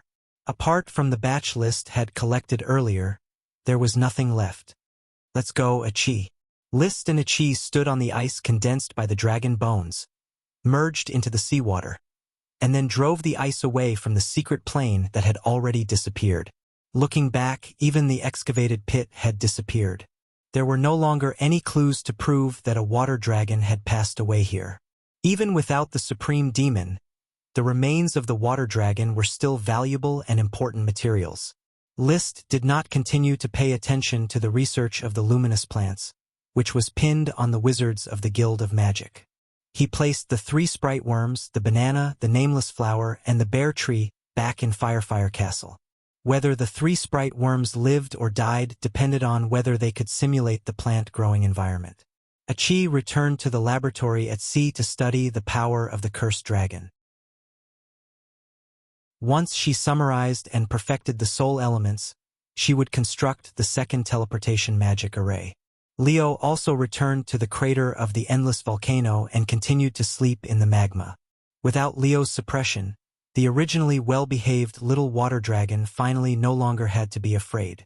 Compared to Leo, who had sprouted from a magic fire seed, because of the many supreme demons left in the remains, it directly skipped the magic fire seed stage and possessed magic power form and intelligence. Yo! Cried out that it was hungry. List swallowed a lot of magic potions, but because he himself was a fire element warrior, which was very different from the water element of the little water dragon, the amount of magic he could provide for it was very little. Don't worry, I may not be able to keep you alive, but I won't be short of water magic. Wind, fire, water, earth, thunder, light, ice, and darkness. These magic elements did not have the concept of mutually reinforcing or restraining each other. In this world, fire and water were not opposites. To put it bluntly, these magic elements were composed of basic magic particles, and the different motion properties of magic particles led to their different physical properties. To a certain extent, magic power, matter, and spirit could all be interchangeable, not to mention the different nature of magic elements. Many Dragon Knight magic power did not match the nature of the dragon, but it did not prevent the dragon magic power and the dragon's combat energy from merging with each other. Therefore, List's fire combat energy could still provide nutrients for the little water dragon. However, it was inefficient and not worth it. He went to the mermaids and prepared to borrow water attribute supreme demons one by one. He could not only trouble a chi. The first one he went to was Etnia, the Marquis of Great Western. Etnia, you know that I have a little water dragon to raise, so can I borrow some water attribute supreme demons from you? Of course, your majesty. I am very willing to provide magic power for the growth of the water dragon. Etnia agreed without hesitation and was even very happy. Mermaids hated cursed dragons, but they still had a very good impression of other kinds of dragons. So he held Etnia's fingers with both hands. The 20-meter-long mermaid was too big, and even one of her fingers was as thick as List's thigh. The little water dragon sensed the water attribute supreme demons on Etnia and immediately cheered, crazily devouring Etnia's supreme demons. Gulp, gulp. There seemed to be the sound of drinking water as the little water dragon greedily devoured every trace of the supreme demons. Seeing this, List said to Etnia, "You don't need to provide too much. When you feel that you have enough and feel uncomfortable, tell me, and I will stop the little water dragon. Don't worry, your majesty. I don't lack super magic. Mermaids can absorb it from the weave. Oh, I can't, your majesty. I can't maintain my super magic anymore. The little water dragon's devouring power is too strong." Athenia's face turned pale. List quickly cut off the little water dragon's magic power to stop it from devouring. Roar! The little water dragon let out an angry emotion, and an evil thought that was similar to Leo's kept growing. Chapter 1007. Control your anger, little water dragon, or I'll call Leo back. List didn't like this kind of evil thought. He didn't expect that the little water dragon would also have evil thoughts. Moreover, this evil thought was comparable to Leo's evil thought. It was a wise decision to classify an elemental dragon as an evil one. Roar! The little water dragon shivered when it heard Leo's name, but it quickly controlled its anger and didn't dare to show any evil thoughts. List looked at Etnia, whose lips had turned pale. How do you feel now? Did the supreme magic break down? Etnia took a deep breath and calmed down. Thank goodness your majesty cut it off in time, or I would have been seriously injured by the little water dragon. I thought the mermaid's strong body could support the little water dragon's absorption of supreme magic. I didn't expect the little water dragon to be so powerful at birth. Etnia was still shaken by the powerful devouring ability. This showed the difference in power between a mermaid and a dragon, even though they were both supreme magical creatures. I'm sorry. I didn't expect the little water dragon's devouring ability to be so strong. Of course, it might have something to do with you not recovering to your best state. List said gently, "Go back and rest. Your health is more important than anything else. Let's do something after you recover." Understood, your majesty. Etnia smiled bitterly. But I'm afraid we mermaids can't help you raise the little water dragon. Mermaids can't satisfy its devouring ability. Okay, I'll take my time. There's no hurry. The mermaids couldn't withstand the little water dragon's devouring ability, and List didn't dare to let a chi provide water element supreme magic. He didn't want to see a chi get hurt. But a chi said, "Brother, the mermaids can't provide magic because the little water dragon not only devours supreme magic, but also the unique supreme magic that makes up its body, just like the tail feathers of the fire dragon bird. That's a special form of soul and magic. That should be the case. Unfortunately, there's no water element treasure like the phoenix feather that can speed up the little water dragon's growth. A chi can do it." The high mage laughed. "Big brother, don't forget what a chi has been researching recently. It just so happens to be the soul element. A chi can use the soul elements refined by the cursed dragon's power and combine them with the water element supreme demon to promote the little water dragon's growth. Is that even possible? Yes. A chi nodded seriously. Also, a chi discovered a secret information about the Dragon Knight in the perfect stage. List raised his eyebrows. Oh, hurry up and tell me. He had long determined that once the Dragon Knight reached perfection, it would definitely involve the cultivation of the soul. However, he had never found any clues. He didn't expect that a chi would find this clue after studying the cursed dragon. The Dragon Knight, or dragon, is an existence that stands at the pinnacle of power. However, this peak of power still has its limits. To be precise, it's a kind of shackle. A chi calls it the barrier. A Dragon Knight at the peak stage will face the shackles of the barrier, unable to advance any further. Barrier? List didn't understand. A chi continued to explain, Big brother, you've seen the weave dragon, so you should know of its existence. It isn't bound by the current fixed space and time. A chi believes that it is a dragon that has surpassed the barrier.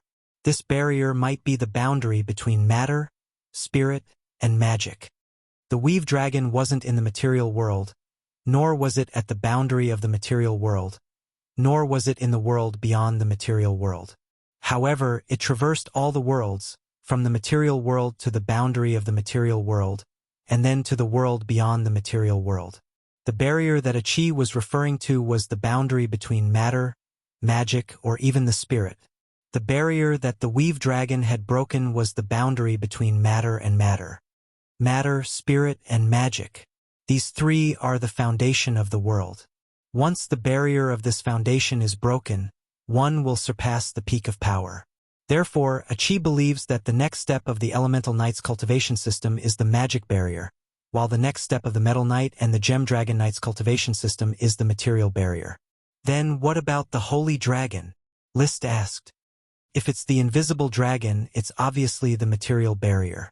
I'm not sure about the Dusk Dragon, and a chi can't explain the meaning of time. The Emerald Dragon is the dream and spirit, so it should be the spiritual barrier. The Smoke Dragon represents fate, but a chi isn't sure what fate is either. The Fairy Dragon represents life, so it's hard to say.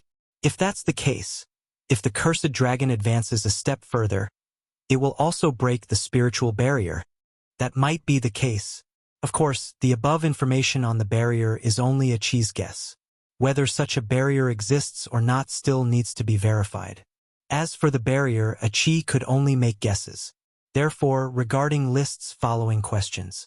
As for, will the Fire Dragon Knight become a Water Dragon Knight after breaking through the magic barrier? Will the Invisible Dragon Knight become the next Weave Dragon after breaking through the magic barrier?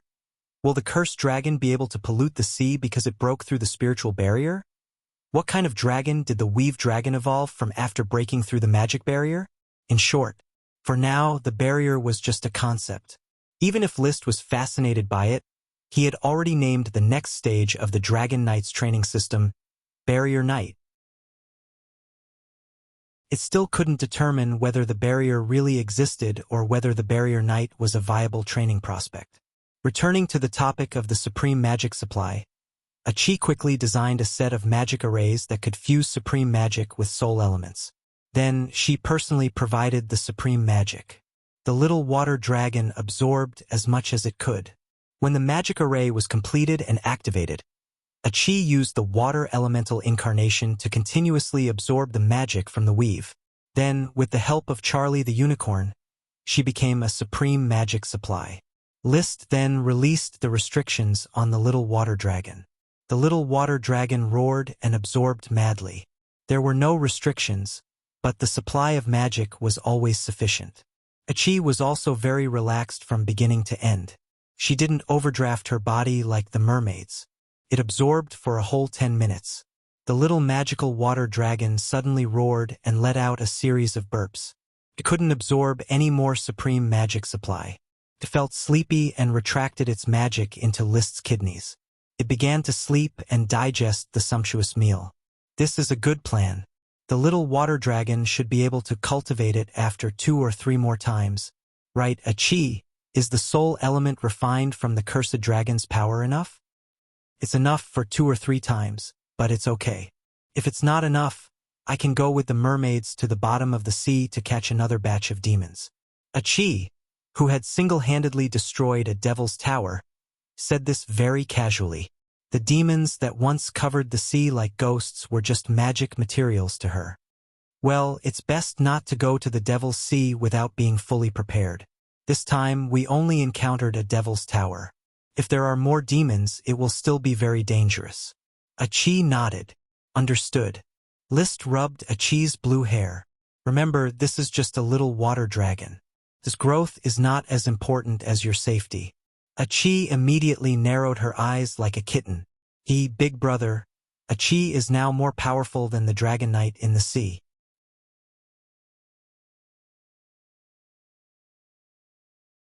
Chapter 1008.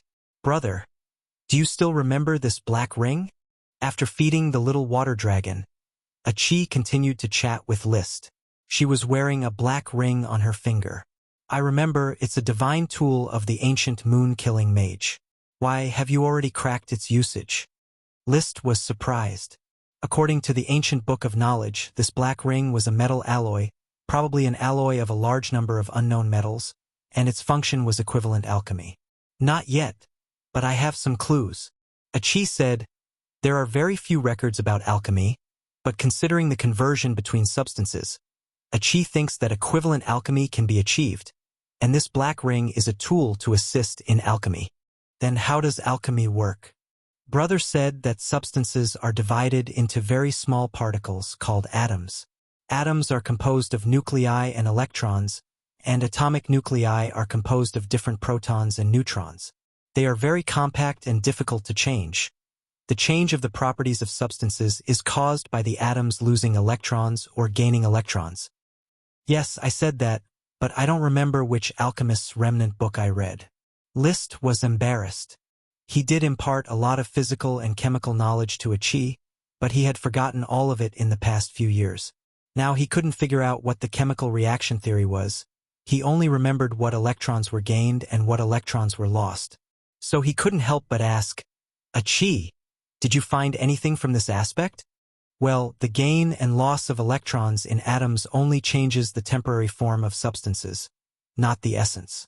Brother said that the change of atomic nuclei is the real alchemy, which can turn substances from iron into gold. Well, did I say that? Probably. Achi found that the function of the black ring is to stimulate the change of metals.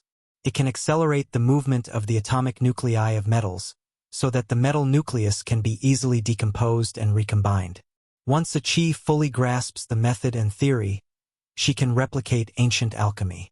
Although List couldn't remember what atomic nuclei were, he only knew that nuclear fission and nuclear fusion could change chemical elements. Nuclear fission was the principle of atomic bombs, and nuclear fusion was the principle of hydrogen bombs.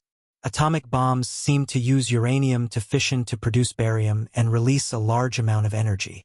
Hydrogen bombs, on the other hand, used hydrogen isotopes such as deuterium and neptunium to produce helium and release a large amount of energy.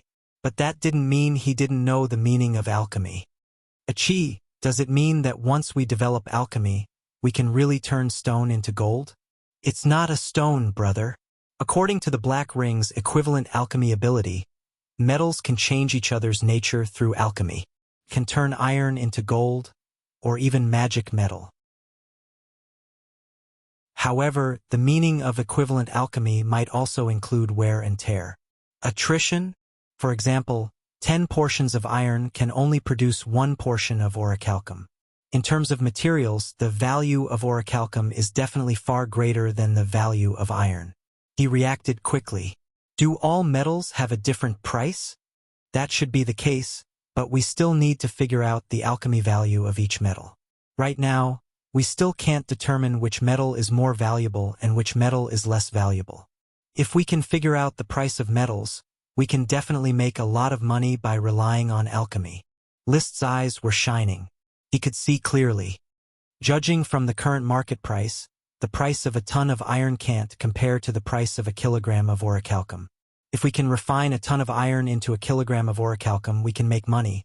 If we can refine it into 10 kilograms, it will be a huge profit, If we can refine it into 100 kilograms, it will be a huge profit. Qi will derive alchemy as soon as possible. Don't be too anxious. You have too much work to do now. You have to learn to relax. We all have a long life to live anyway. It doesn't matter if we develop alchemy sooner or later. List obtained the Phoenix incarnation, although he didn't know his specific lifespan. He had a feeling that his aging speed had been greatly slowed down. According to the Phoenix's 500-year reincarnation, he could definitely live for 200 or 300 years, or even reach the 500-year lifespan of the Dragon City Lord. Of course, contracting the fairy dragon was still one of his dreams. The little water dragon was sleeping, digesting the water element super magic that Tao Tai had obtained. Qi continued to study the power of the cursed dragon, preparing to summarize the soul elements in the near future. On the other side, the materials for setting up the magic teleportation array were also being collected. This time, it was an improved magic array. Its stability, comfort, and safety were far better than the heart read teleportation array. List was patrolling the territory. Now, with the influx of night class, there were more and more Moonkill natives under his control. He had basically completed the incorporation of the southeast half of Flame Island. Except for some small tribes hiding in the corners of the virgin forest, the other Moonkill native tribes all walked out of the forest and became the subjects of the Fire Kingdom. The Moonkill people were different from the African black people. Although they also lived a primitive life, they had a more upright attitude and were willing to work hard. It was probably because the forest of Flame Island was not as rich as imagined. In the land of Africa, there was too much food, leading to the African black people to develop a lazy character. In the forest of Flame Island, the Moonkill people had to fight against World of Warcraft and had to endure the winter hunger. After the tribe grew stronger, in order to better survive, they could only split into smaller tribes and migrate to farther places. Forced by life, the Moonkill natives developed the quality of hard-working. With the construction of the Fire Kingdom as the center, Flame Island was divided into two halves, the southeast half and the northwest half. The Knight of the Fire Kingdom had already opened up the northwest half. There were not many Moonkill natives in the northwest half, but there were still millions of them, and millions of serfs could be incorporated. List stayed in the Fire Kingdom for inspection. More and more trained and experienced Moonkill serfs were arranged to work here. A large city designed to accommodate a population of 500,000 was rising from the ground. The palace on the nearby Holy Mountain also began to be built. It stood at the top of the mountain and integrated with the mountain. Coming from afar and complementing the Fire Kingdom, the entire blueprint was finally finalized after several revisions. The hinterland of the Holy Mountain was the lair of the bone dragon Winnie. The forest behind the Holy Mountain was the lair of the copper dragon Marta. Marta did not have much requirements for the environment. The main thing was to serve him well. The Jade Mountain was the lair of the light emerald dragon Isin, and the Endless Volcanoes was the lair of the fire dragon Leo. The lair of the gray-mouthed iron dragon Orn was still uncertain. He was flying aimlessly around Flame Island, preparing to find a place he liked and build a lair. The invisible dragon Bard did not have a fixed place and did not need a lair. In other words, the world outside the material world was his lair. As for the little water dragon, he did not even have a name, let alone a lair. At worst, he could just throw him into the sea, and the vast ocean would be his lair. By the way, riding on the invisible dragon Bard, he examined his own palace in the material boundary. If the royal city can be called the Royal City of Flames, then what should the royal palace be called? Sapphire's Palace is called the Blue Sky Mountain Palace. Steel Ridge's Palace is called the Platinum Tooth Palace. Eagle's Palace is called the Iron Dragon Chain Palace.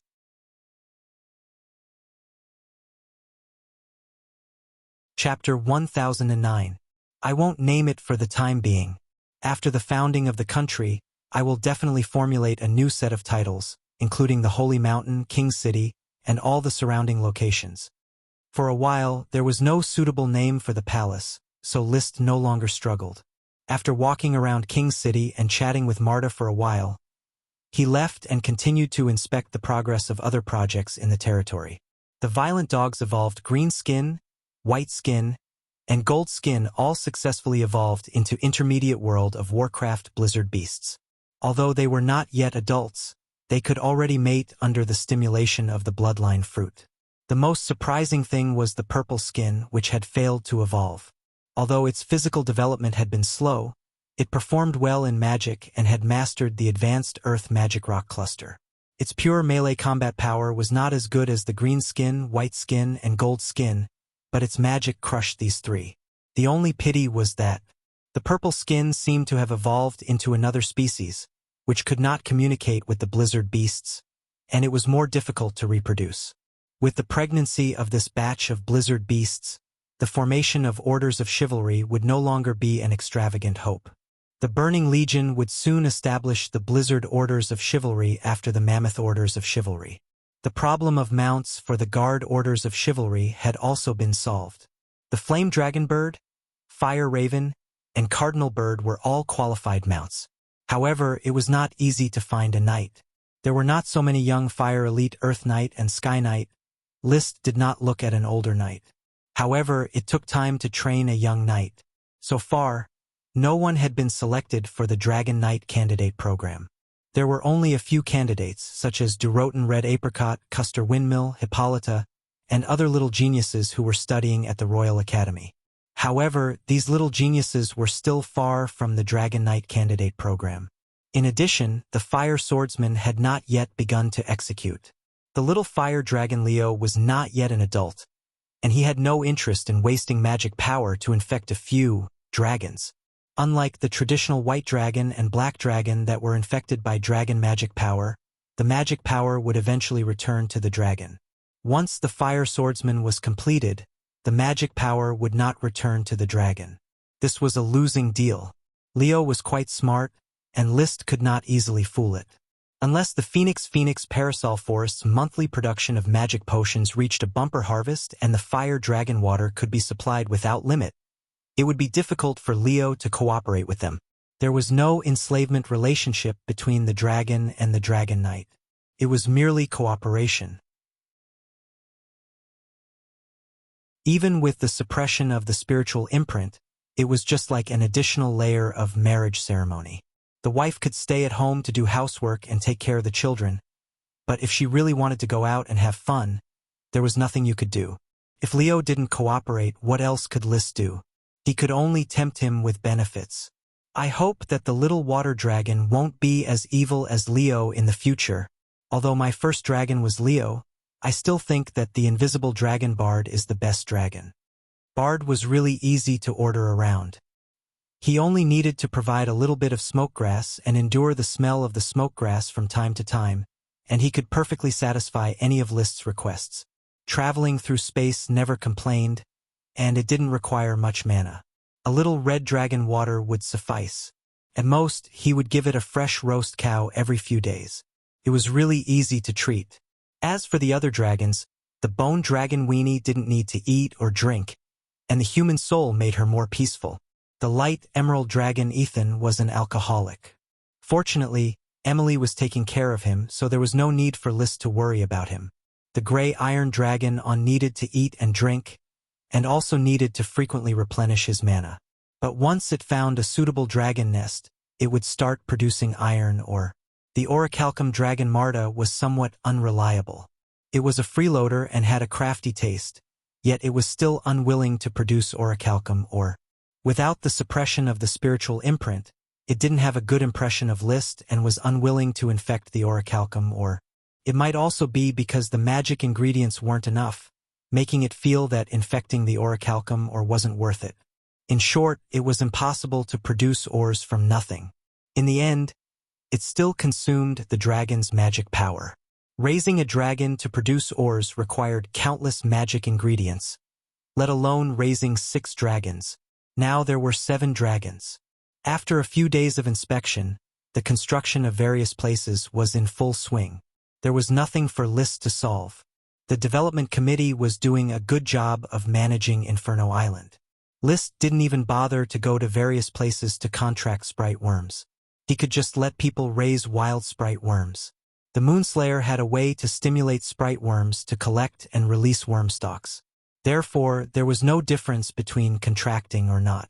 Soon, on the side of the Guild of Magic, there was the latest research progress on sprite worms.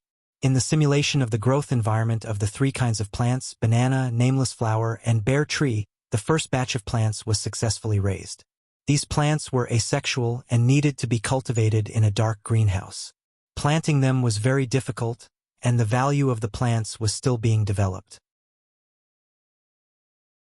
But in any case, the three sprite worms finally had hope of survival. At the same time, the little water dragon was still asleep. Achi had already finished her research on the soul element. Do you need to rest for a few days? No need, big brother. Arranging the magic transmission array is not tiring at all. Moreover, for Achi, this is a form of relaxation. Thus, under the urging of the little siren, the new magic transmission array arrangement officially started. The starting point was at the foot of the Jade Mountain, only 1 kilometer away from the Jade Stone City. The end point was at the endless primitive jungle of the legendary continent, the Eagle Kingdom and the Yellowstone Kingdom. It was less than 100 kilometers away from the Snowstorm Mountain Principality. This place was a flat jungle. The trees had been burned by list, leaving only charred soil and bumpy muddy ground. Realgar City, Realgar Plains. One day, this place will become the bridgehead for the Fiery Kingdom to set foot on the legendary continent. The empires and kingdoms on the continent will tremble in fear. Looking at the barren, charred muddy ground, List sighed in high spirits. He called this place Realgar Plains. The meaning of the name was taken from the Eagle Kingdom and the Yellowstone Kingdom. It also had a deeper meaning of annexing the two kingdoms. During the day, he arranged the magic array. At night, he rode the invisible dragon bard and returned to Fire Castle. In this way, 3 days passed in a flash. Accompanied by a cry in his mind, the little water dragon woke up from its slumber. Its magic power was even more vigorous. As soon as it woke up, it was clamoring for food and drink. He had no choice but to let Achi arrange the magic array to provide it with supreme magic. After eating the supreme magic, the little water dragon burped and fell into a deep sleep again.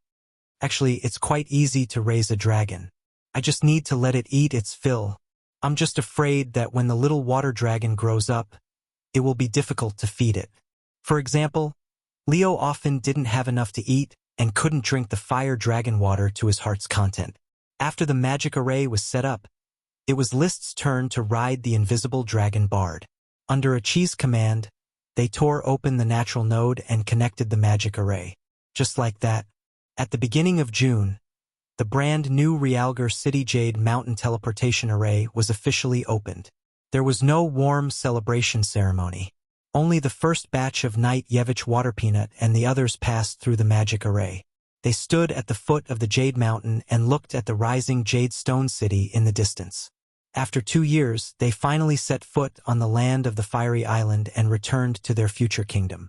Please remember this book's domain name, 9 Heavens Godly Emperor Mobile Version.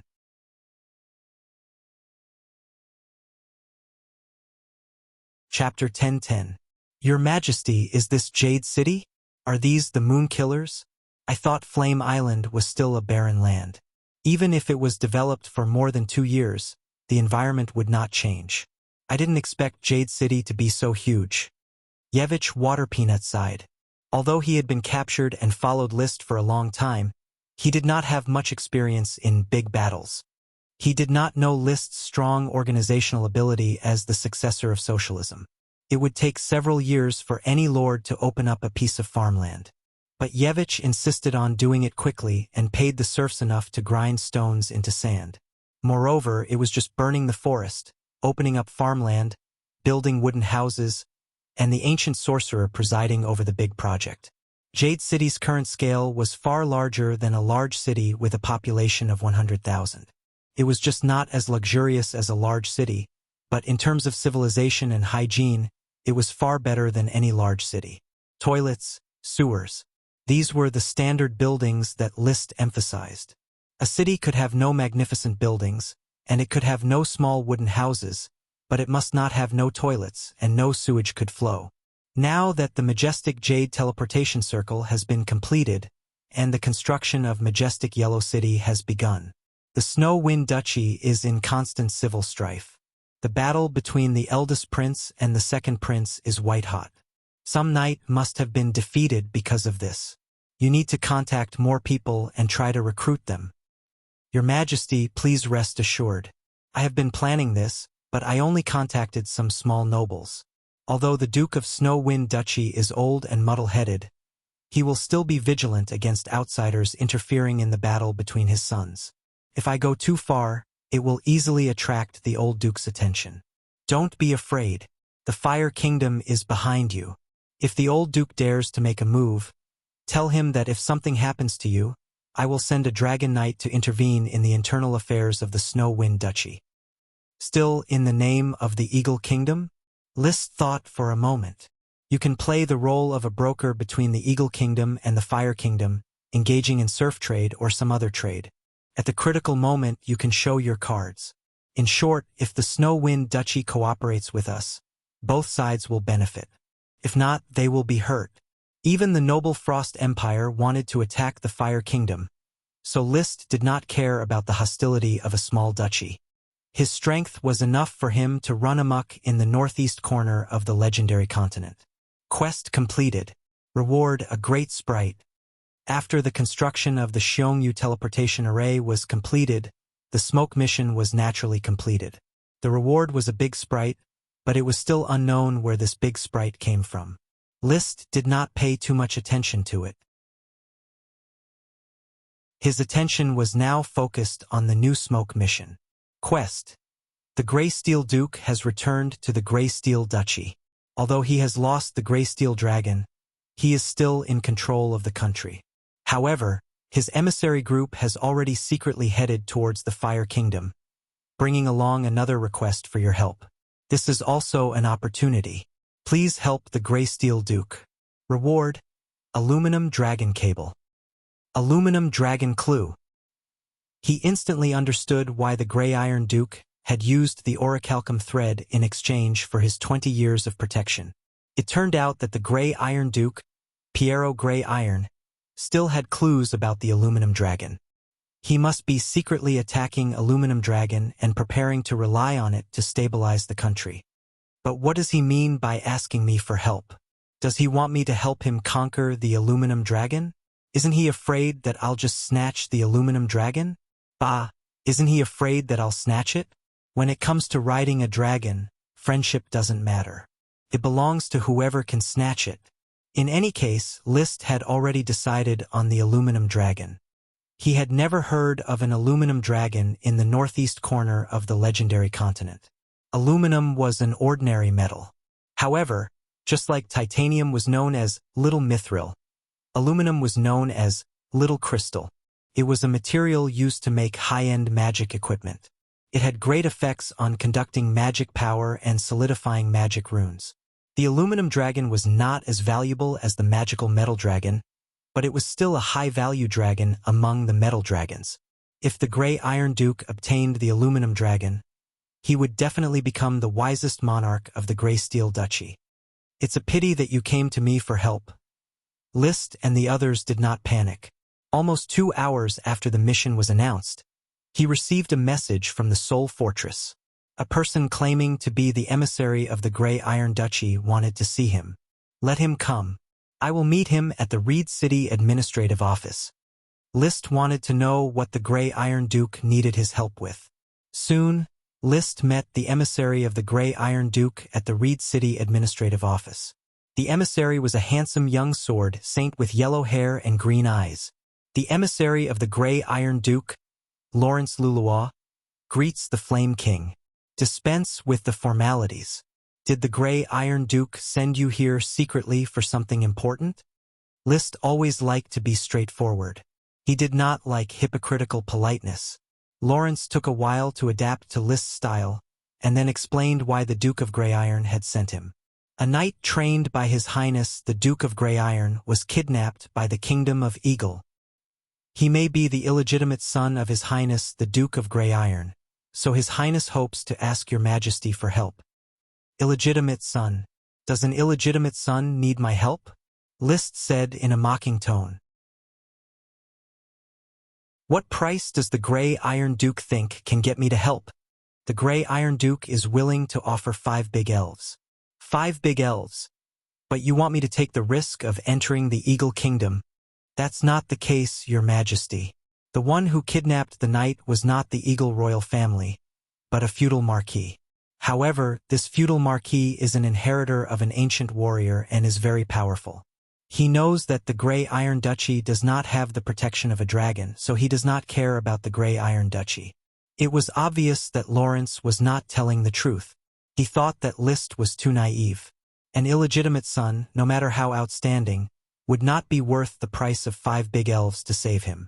If he really had 5 big elves, he could just exchange them with the feudal marquis. Moreover, even if the Grey Iron Duchy had a grudge with the Eagle royal family, the Eagle royal family might not care about the dignity of a vassal state and ignore it. Moreover, the Grey Iron Duchy could ask for help from other duchies. He believed that those duchies would be very willing to earn 5 big elves. It was impossible for them to come here directly and ask List to rescue the illegitimate son. Moreover, the smoke mission had already given clues about the aluminum dragon. List would not believe this excuse no matter how stupid he was. Lawrence, don't say this useless nonsense. What does Duke Piero mean? Tell me in detail. Otherwise, go back quickly. I won't keep you for dinner.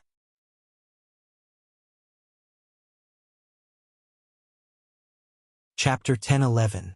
Lawrence hesitated for a moment before saying through gritted teeth, Your Majesty, to tell you the truth, that knight is indeed His Highness' illegitimate son. His name is Florunza Windchaser. He's attacking a dragon, an aluminum dragon. He's almost at the stage of a spiritual battle. List raised an eyebrow and narrowed his eyes. Aluminum dragon?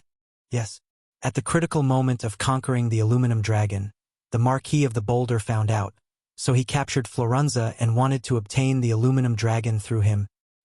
His Highness did not dare to mention this to anyone, but he trusted Your Majesty's character, so he wanted to ask for your help. If he really believed it, Lawrence wouldn't have spouted nonsense and tricked List like a fool. He had no choice but to reveal the truth now. List didn't immediately respond to the request for help, instead changing the topic. The Marquis of the Boulder? The one in the bearskin? He remembered that the Lord Yevich Waterpeanut had followed was the Marquis of the Boulder, an ancient warrior who was about as strong as a domain knight. Yes, the Marquis of the Boulder, Pilaf the Boulder. He's an ancient warrior, yet he wants to ride a dragon? Are you sure he can? He has many children, 2 of whom are extremely talented and train in Knight Chi. They've both participated in the Dragon Knight plan, but didn't succeed. The entire story was clear between the questions and answers. Piero's illegitimate son, Florunza Windchaser, was quite talented and was about to succeed with the aluminum dragon, but was intercepted by the Marquis of the Boulder, Pilaf the Boulder. The funny thing was, no matter if it was Piero or Pilaf, the 2 great nobles with the surname Pi, they didn't dare to say anything. If they did, it wouldn't just be them fighting for the aluminum dragon. Any noble who could ride a dragon wouldn't let go of this opportunity. However, the Greymouth Iron family had lost their dragon, and their battle strength was greatly reduced. They couldn't crush Pilaf at all, and naturally couldn't get Florunza back. So Piero thought about it and finally thought of List. He thought that he was a follower of List, and the aluminum dragon was located in the Eagle Kingdom. It was difficult for List to really use the aluminum dragon in the Eagle Kingdom for a long time. He did not know that List only took 1 night to conquer the mountain copper dragon Marta. Otherwise, he would not have asked List for help. After all, creatures like dragons stood at the pinnacle of power and had always been virtuous. Moreover, Florence Windchasing Arrow hadn't even completed the spiritual battle, so it had nothing to do with the aluminum dragon. Many knights would fail in the spiritual battle, and it was all in vain.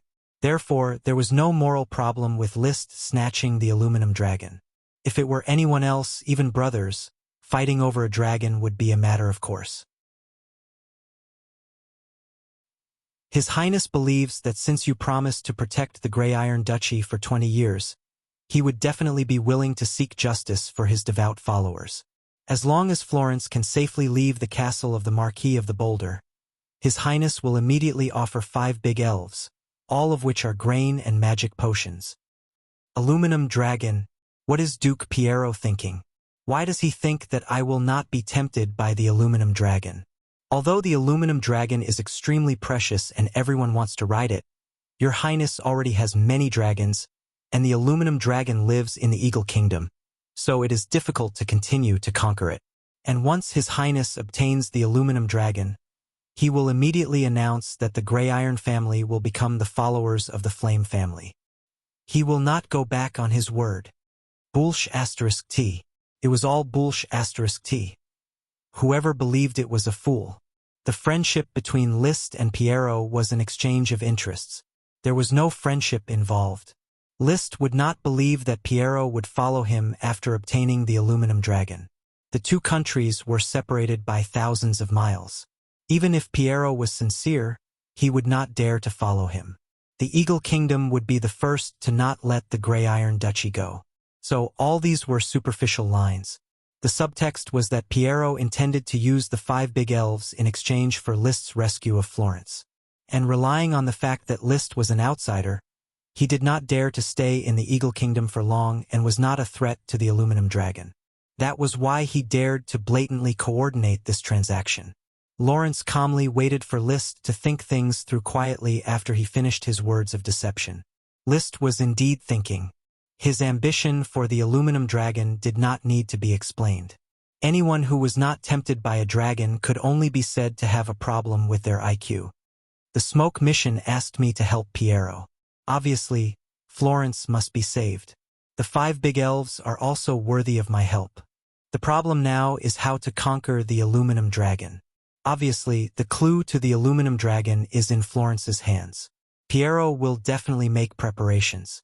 When he was plotting with Liszt, he must also be plotting with others. He would not put all his eggs in one basket. After careful consideration, he slowly said, I will help. 5 big elves are not enough. I need 7 big elves. Your Majesty, don't bargain. I don't like to bargain. I agree to your request on behalf of His Highness, as long as you can save Florence wind-chasing arrow. Lawrence gritted his teeth and agreed. It looked like he was acting. Perhaps this did not reach the bottom line of Duke Piero's promise. Of course, Liszt did not care. I know Duke Piero is full of confidence and thinks that Florence can ride the aluminum dragon. How about this? Let's have a spiritual battle. If Florence succeeds, I will congratulate the Duchy of Grey Iron. If it fails, I will take care of it. This, I cannot agree on behalf of His Highness. I will talk to Piero myself. He could not figure out whether the aluminum dragon was real or a conspiracy against him, so he needed to make some preparations before going to the Duchy of Grey Iron. At least he had to ensure his safety. He asked Lawrence to go back first. Lawrence had a flying mount, and it would take about 10 days to return to the Duchy of Grey Iron from Flaming Island. Fortunately, although Florence was captured, it refused to speak, so the Marquis of the Boulder could not know about the aluminum dragon. He had to discuss it with Duke Piero several times before reaching an agreement. This gave Liszt enough time to prepare, and he could take his time to plan. Achi was now a powerful fighting force. With her by his side, Liszt felt very safe. Fire Dragon Leo and Bone Dragon Winnie were both easy to carry around. Light Green Gem Dragon Knight Emily stayed on Flaming Island. Grey Iron Dragon and Mountain Copper Dragon stayed behind. And only Invisible Dragon Bard had to ride. Without Bard's powerful space travel ability, Liszt did not dare to be arrogant at all. As for the little water dragon, it would be better to wait until it was born. The main purpose of this trip to the Duchy of Grey Iron is to save Florence, but we must avoid falling into a conspiracy against us. Liszt said to Achi, it's hard to guarantee that this is not a conspiracy of the Eagle Kingdom or even the Noble Frost Empire, so Achi, you must be vigilant. Achi will be careful and protect brother's safety, Achi said, clenching her fist. But brother, are you going to give up on the aluminum dragon? Of course not. Liszt smiled slightly. To be honest, there is only one fruit left. Although the emerald dragon's hind leg is still there, I don't know how long it will take to cultivate the next one, so it's hard to decide whether to use it or not. It's better to give Florence a chance in the spiritual battle. Then he spread his hands. 8 out of 10 knights have fallen in the spiritual battle. Maybe with the experience of Florenza, I can succeed without the fruit of the mystical dragon. Please remember this book's domain name, 9 Heavens Godly Emperor mobile version website.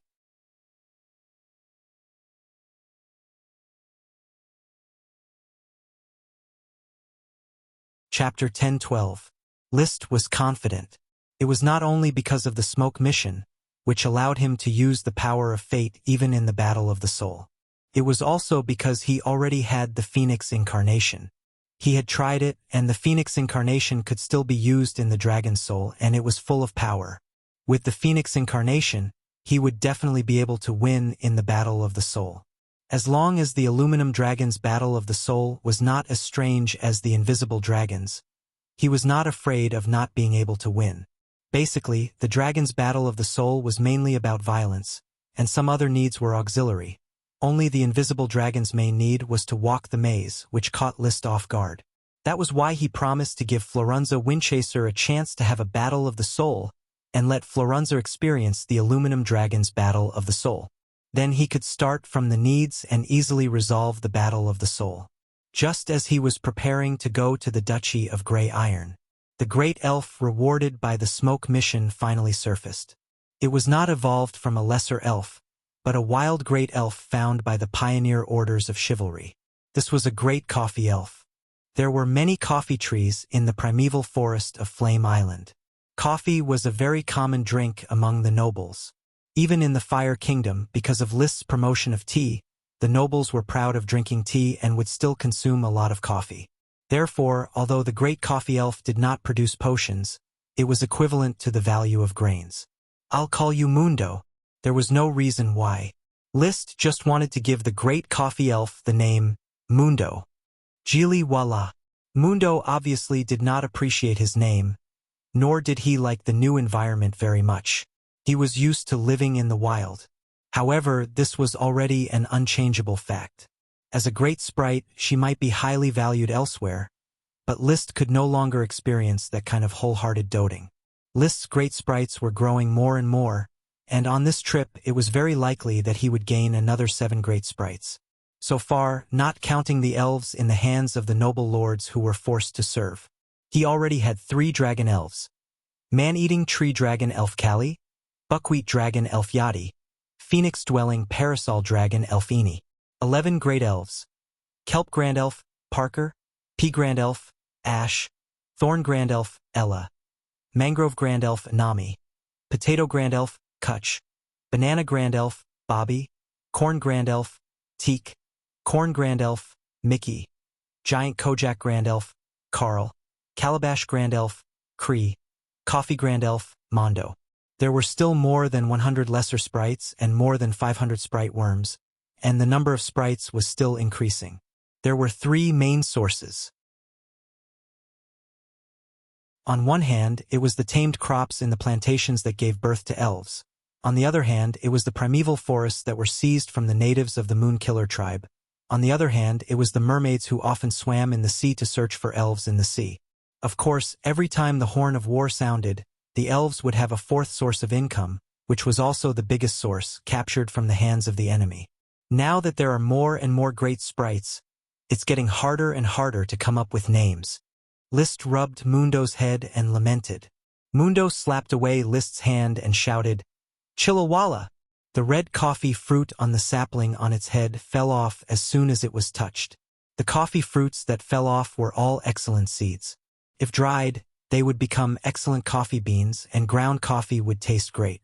However, Mundo was very distressed about the small fruits on his head and did not give others the opportunity to pick them. June was the rainy season on Flame Island, where it often rained heavily. For the Moon Killer tribe of the past, the most frightening thing about the primeval forests that rained heavily were floods. But now, on Flame Island, a large number of ditches had been built in the residential areas, making drainage and irrigation very smooth. Moreover, under the urging of the mermaid saltwater Marquis Blaposi, the ugly fish race had thoroughly combed through the Whirlpool River and several other rivers. They had widened and deepened the rivers so that there was basically no possibility of flooding. They had also dug out a large number of water storage lakes. These artificial lakes could store water during the summer rainy season, and during the winter dry season, they could be diverted into ditches for irrigation, allowing crops to grow during the winter. They believed that this would continue. In a few decades, Flame Island would become a land of fish and rice that could be fed and clothed all year round. On such a rainy morning, List and Achi set off together. They brought along the little fire dragon Leo, the bone dragon Winnie, the unicorn Charlie, and the sleeping little water dragon. Riding on the invisible dragon Bard, they directly tore the material boundary and entered the world outside the material world. They found the natural node in the Eagle Kingdom and traveled out. Then, they flew to the Grey Iron Duchy following the map provided by Lawrence Greenlot. When the invisible dragon was tired, the little fire dragon Leo would fly high in the sky. Without stopping, they arrived at the Grey Iron Duchy on the 11th day since Lawrence left Flame Island. In other words, Lawrence should have rushed back to the Grey Iron Duchy yesterday and reported the preliminary results of the discussion to Piero Grey Iron, the Duke of Grey Iron. So, List directly flew to the royal palace of the Grey Iron Duchy, the Iron Castle. As expected. When List appeared near the Iron Castle, a knight quickly came to salute him and quickly galloped to the Iron Castle to inform Duke Piero. A moment later, Duke Piero galloped over on a horse. After dismounting, he saluted List. "Your Majesty List, thank you for coming. Please allow me to show you around the Iron Castle. I've already arranged a banquet." "Duke Piero, there's no need for a banquet or a tour. Let's get down to business. What do you think about the cooperation plan I asked Lawrence to send back? I can promise you 7 Grand Elves, but I hope you can increase the chance of the Battle of Souls by 2. Piero was familiar with List's character, so he did not beat around the bush. "Why 2?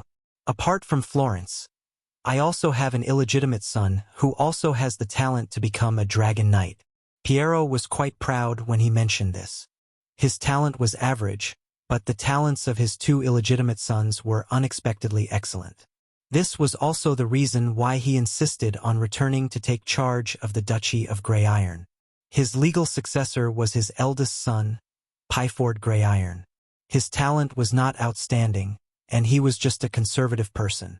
If the Grey Iron Dragon was not lost, Pyford could inherit the duchy. Now that the dragon was lost, the family would definitely decline in Pyford's hands. Therefore, he wanted to use the talents of his 2 illegitimate sons to help the Grey Iron family return to the dragon-raising family. 2 chances of the Battle of Souls? List narrowed his eyes. He felt that he could give them. Riding a dragon was not so simple. There were so many Dragon Knight candidates every year, but only 1 out of 100 could become a knight. "I can agree, but I want 10 Grand Elves." Then he added, "If you can't give me that, give me a Dragon Elf." Piero smiled bitterly. "Your Majesty, your request is too harsh. I can only provide 8 Grand Elves. The opportunity to ride an aluminum dragon is far more valuable to you than any Dragon Elf. The opportunity to ride an aluminum dragon is indeed priceless. But without my help, you will lose it, won't you? How about this? I can provide you with 8 Grand Elves and 10 Lesser Elves. If you help me get rid of Pylov, Marquis of the Boulder, I will also provide you with a clue about a draconic dragon. Please remember this book's domain name, Godly Emperor of the 9 Heavens mobile version.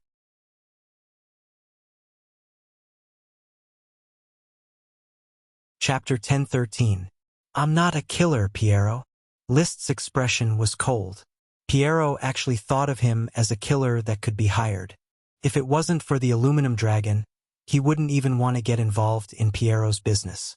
Indeed, in his eyes, Pylov was just an ant that could be squashed to death easily. However, as a Dragon Knight, he had his own pride. Plotting wars and personally plundering resources had already made him lose a lot of his pride. If he assassinated another noble now, his reputation would be ruined. Trees lived by their bark, and humans lived by their faces.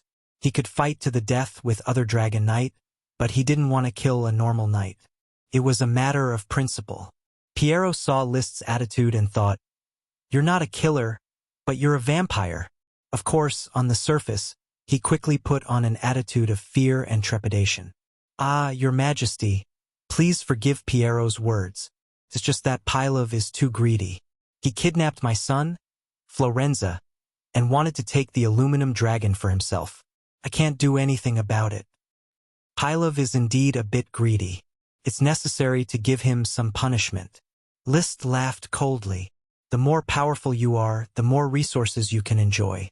As an inheritor of the ancient warriors, you're destined to be eliminated by this era. It's not wise for you to be so unscrupulous." On the surface, he was scolding Pilov for not knowing the rules, but in reality he was punishing Piero. To invite a king to participate in a game, he had to pay an equal amount. Piero wasn't stupid. He easily guessed List's intention and asked, "According to Your Majesty, if I'm willing to pay 8 big elves and 10 lesser elves, as well as provide a clue to the dragon, what will I get in return?" "You can ask Pilov to come out and talk. With the aluminum dragon here, all 3 of us can try." "How?" "Your side will have a spiritual battle first. If you lose, Pilov's side will have a spiritual battle, and then it'll be my turn. If we all lose, we'll have another round. In short, as long as you and Pilov pay a certain amount of elves as a price, I will host the dragon riding for you."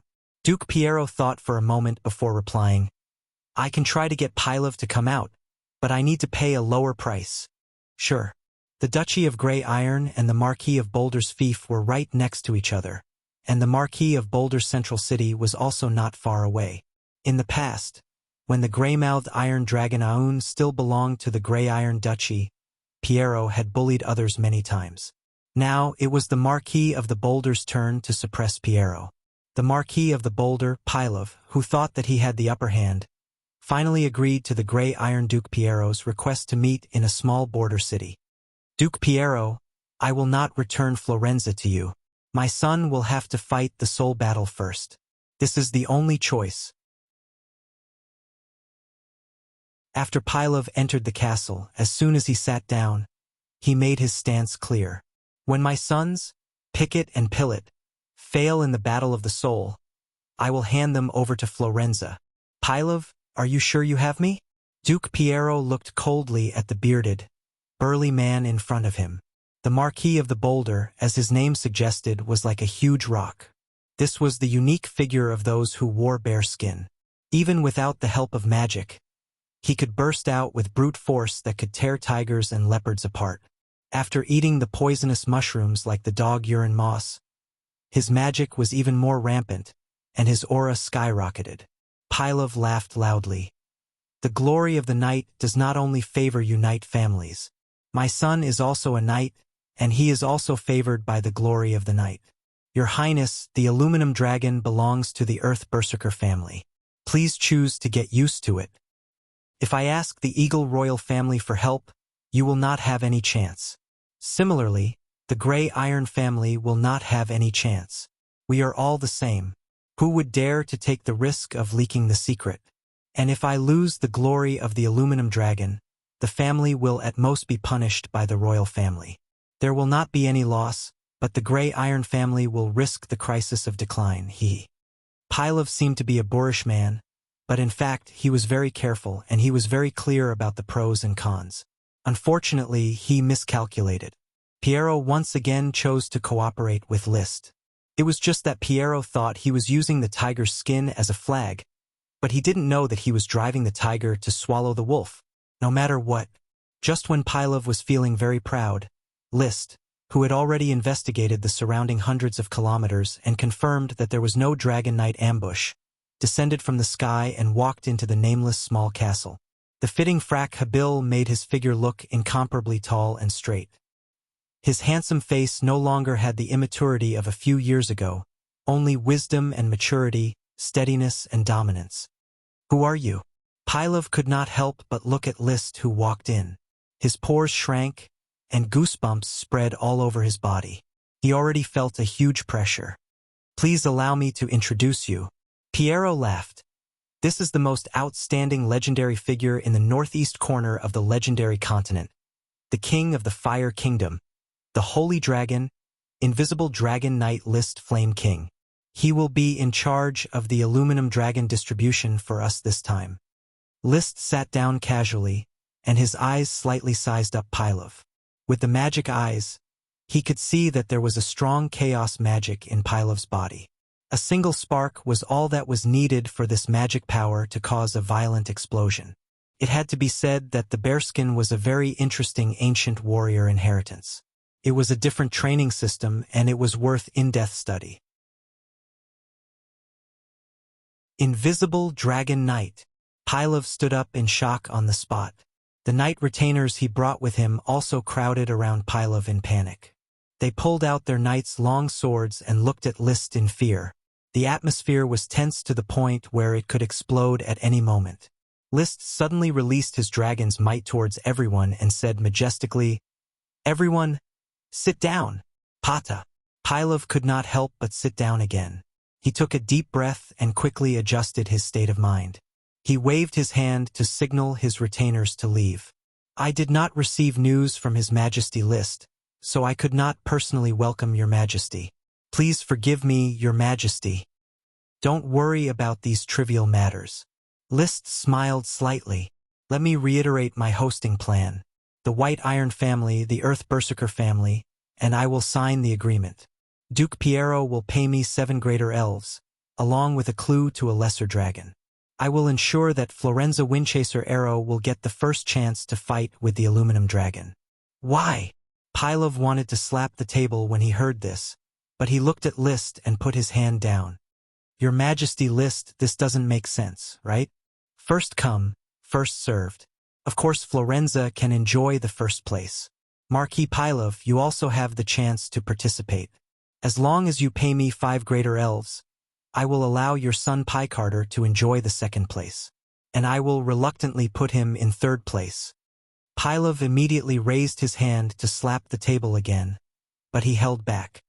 "Why?" List smiled and said, "With my strength, I can completely destroy all of you and then directly take the aluminum dragon. This is the Eagle Kingdom. Even if it is not the Radiant Empire, I can do the same." Marquis Pilov doesn't seem to think so? "Indeed. I can't stop Your Majesty List's powerful strength, but I also have a backup plan. The Eagle royal family will know what is happening here at any time, and then the royal family will intervene, and no one will get the aluminum dragon. That is why I proposed that the 3 of us cooperate. You can try the 1st and 2nd battle of the soul. I only want the 3rd battle of the soul. In fact, this is just to avoid some disturbances. Even if the Eagle King Adonis Moonlight Silver comes in person, I won't be able to ride the dragon. At most, I will kill the aluminum dragon and leave. Killing a dragon without saying a word, as if a dragon was no different from a chicken." If someone else said this, Pilov could slap him in the face, but it was List who spoke, so Pilov could only accept it. After all, this Dragon Knight had once killed 2 Dragon Knight and even fought 5 dragons alone. Such a ferocious reputation could make a 3-year-old stop crying.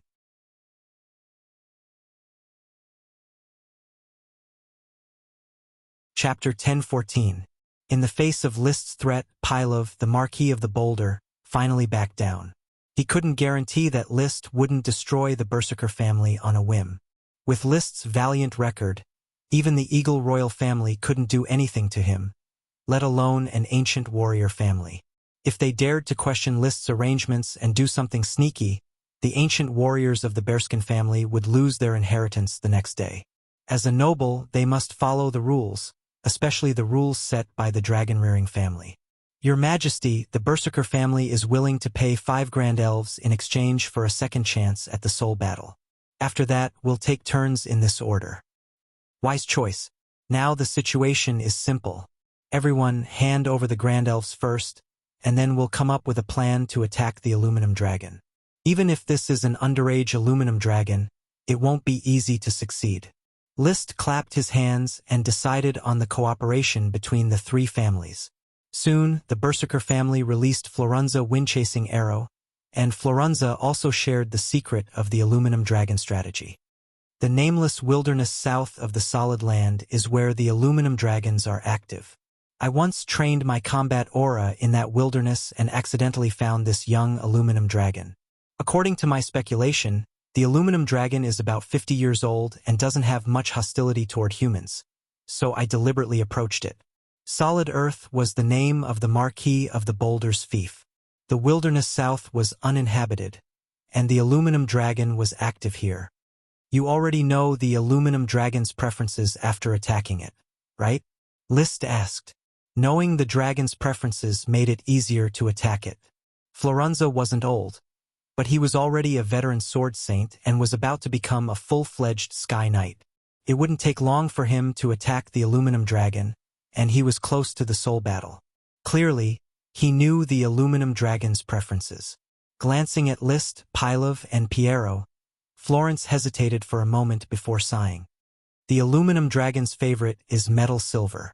As long as you have enough silver coins, you can please the aluminum dragon. I have already built a nest made of silver coins for the aluminum dragon in the wilderness, so it no longer refuses to let me stand on its back. An aluminum dragon actually liked another kind of metal, silver. If the Eagle royal family's silver dragon were to be pulled over, who knew if this aluminum dragon would directly kneel before the other party's pomegranate skirt? It was really a bit strange. Mission complete. Reward: aluminum dragon clue. After discussing the specifics of the Battle of Souls, Liszt took the time to check the completed smoke missions and think about new missions. Mission: profit is the easiest thing to blind people's eyes. Sometimes you can't just look at things on the surface. You need to look past the surface to see the conspiracy behind it.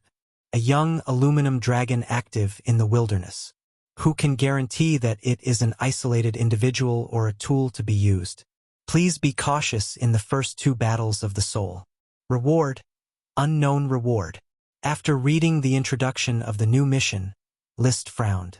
Obviously, this mission with an unknown reward was a warning from the power of fate. Conspiracy. It seems that the appearance of the aluminum dragon this time is not an unexpected surprise, but someone can plan it.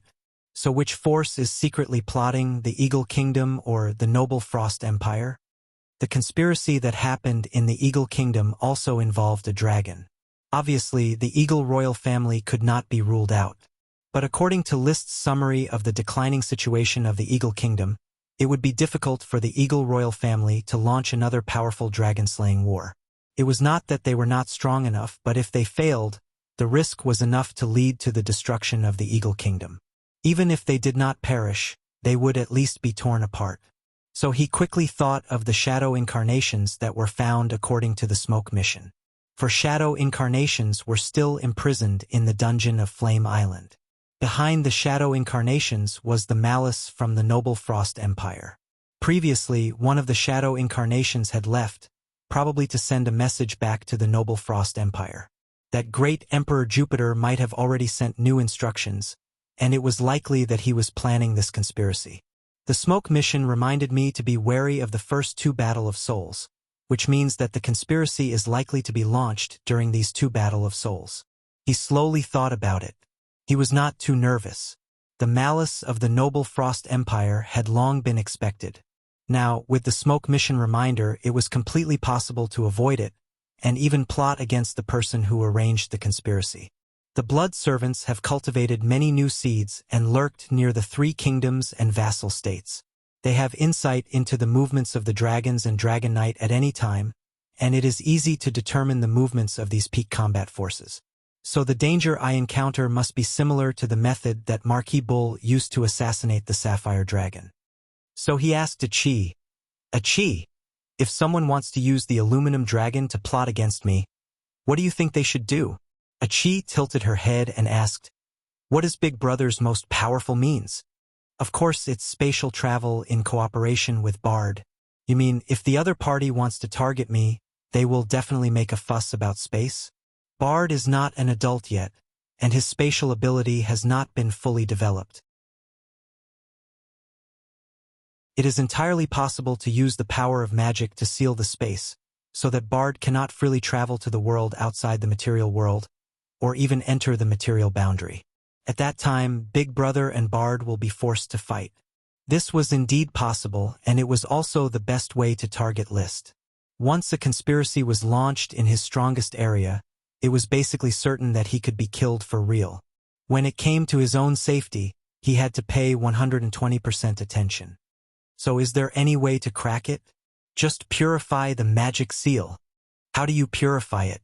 This requires Bard's cooperation, and Charlie's help will also be needed. Then, Achi will start making magic equipment from now on. When someone seals the space, immediately cast purification magic and unlock the space again. Well then hurry up and make it. By the way, don't just purify it once, it's best to purify it several times. List never fought a battle unprepared. The purification and sealing magic needed to be prepared at least 3 or 4 times before he could safely intervene in this aluminum dragon battle.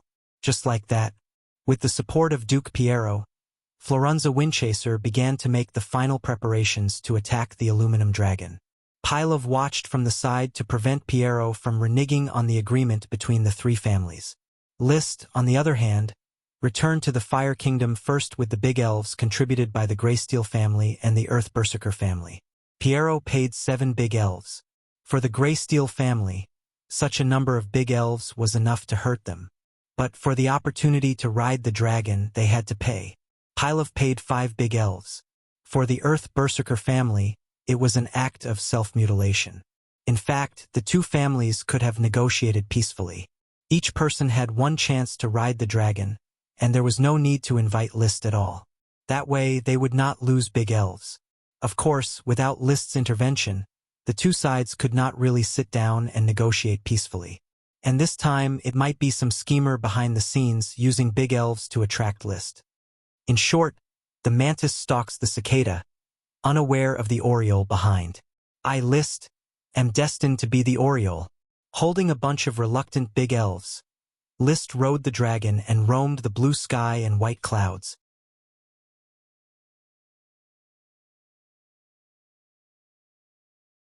Chapter 10:15. Lao Bai hopes that everyone can support a few monthly votes so that Big Dragon's ranking doesn't drop too much. Thank you very much.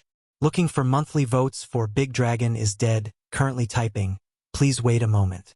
After the content is updated, please refresh the page to get the latest update.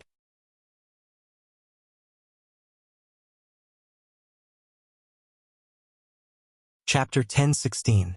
Oats, barley, apples, tomatoes, peas, white crystal chrysanthemum, and ice grass. Of the 7 greater sprites Piero Greyiron had paid for, only the white crystal chrysanthemum greater sprite could grow magic ingredients: stonewood, tobacco, black tea tree, barley, and corn. Of the 5 greater sprites Piero Greyiron had paid for, none of them were magic ingredients and could barely be regarded as grains. With the addition of 12 greater sprites, the number of greater sprites under List's command had doubled. It had to be said that he had barely managed to build up a dragon clan's foundation. At least, the number of greater sprites he had was not much worse than that of dragon clans of ordinary duchies. In this world governed by the knight system, although aristocrats were the ruling order, they were strictly divided into 3, 6, and 9 ranks. Generally, a chevalier could make a living by guarding a sprite worm. A baron could cultivate a small town with several sprite worms. A viscount could manage a small city with a lesser sprite. A count could manage a large city and several small cities with a greater sprite worm. A marquis could manage a large number of greater sprites. A marquis could manage a large number of lesser sprites. An ancient warrior clan like Marquis Monolith Greyiron, or a domain knight like Marquis Wildwave de Maria Rainflowerstone, had more than a dozen greater sprites. Back then, Marquis Bull even had a dragon spirit. A ducal clan like Piero Greyiron had more than 20 greater sprites and 2 or 3 dragon sprites. A ducal clan like the Red and White Rose clan might have 40 to 50 greater sprites. The royal clans of the major kingdoms might have more than 100 greater sprites and many dragon sprites. There is still a long way to go. I need to accumulate more. Sighing, List had already followed the invisible dragon bard into the world outside the material world with the greater sprites in his arms.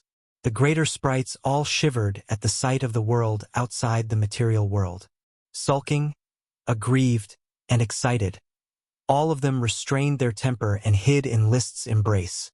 Originally, these little creatures, which could not be injected with spatial magic power, could not be brought in. However, the invisible dragon bard was growing.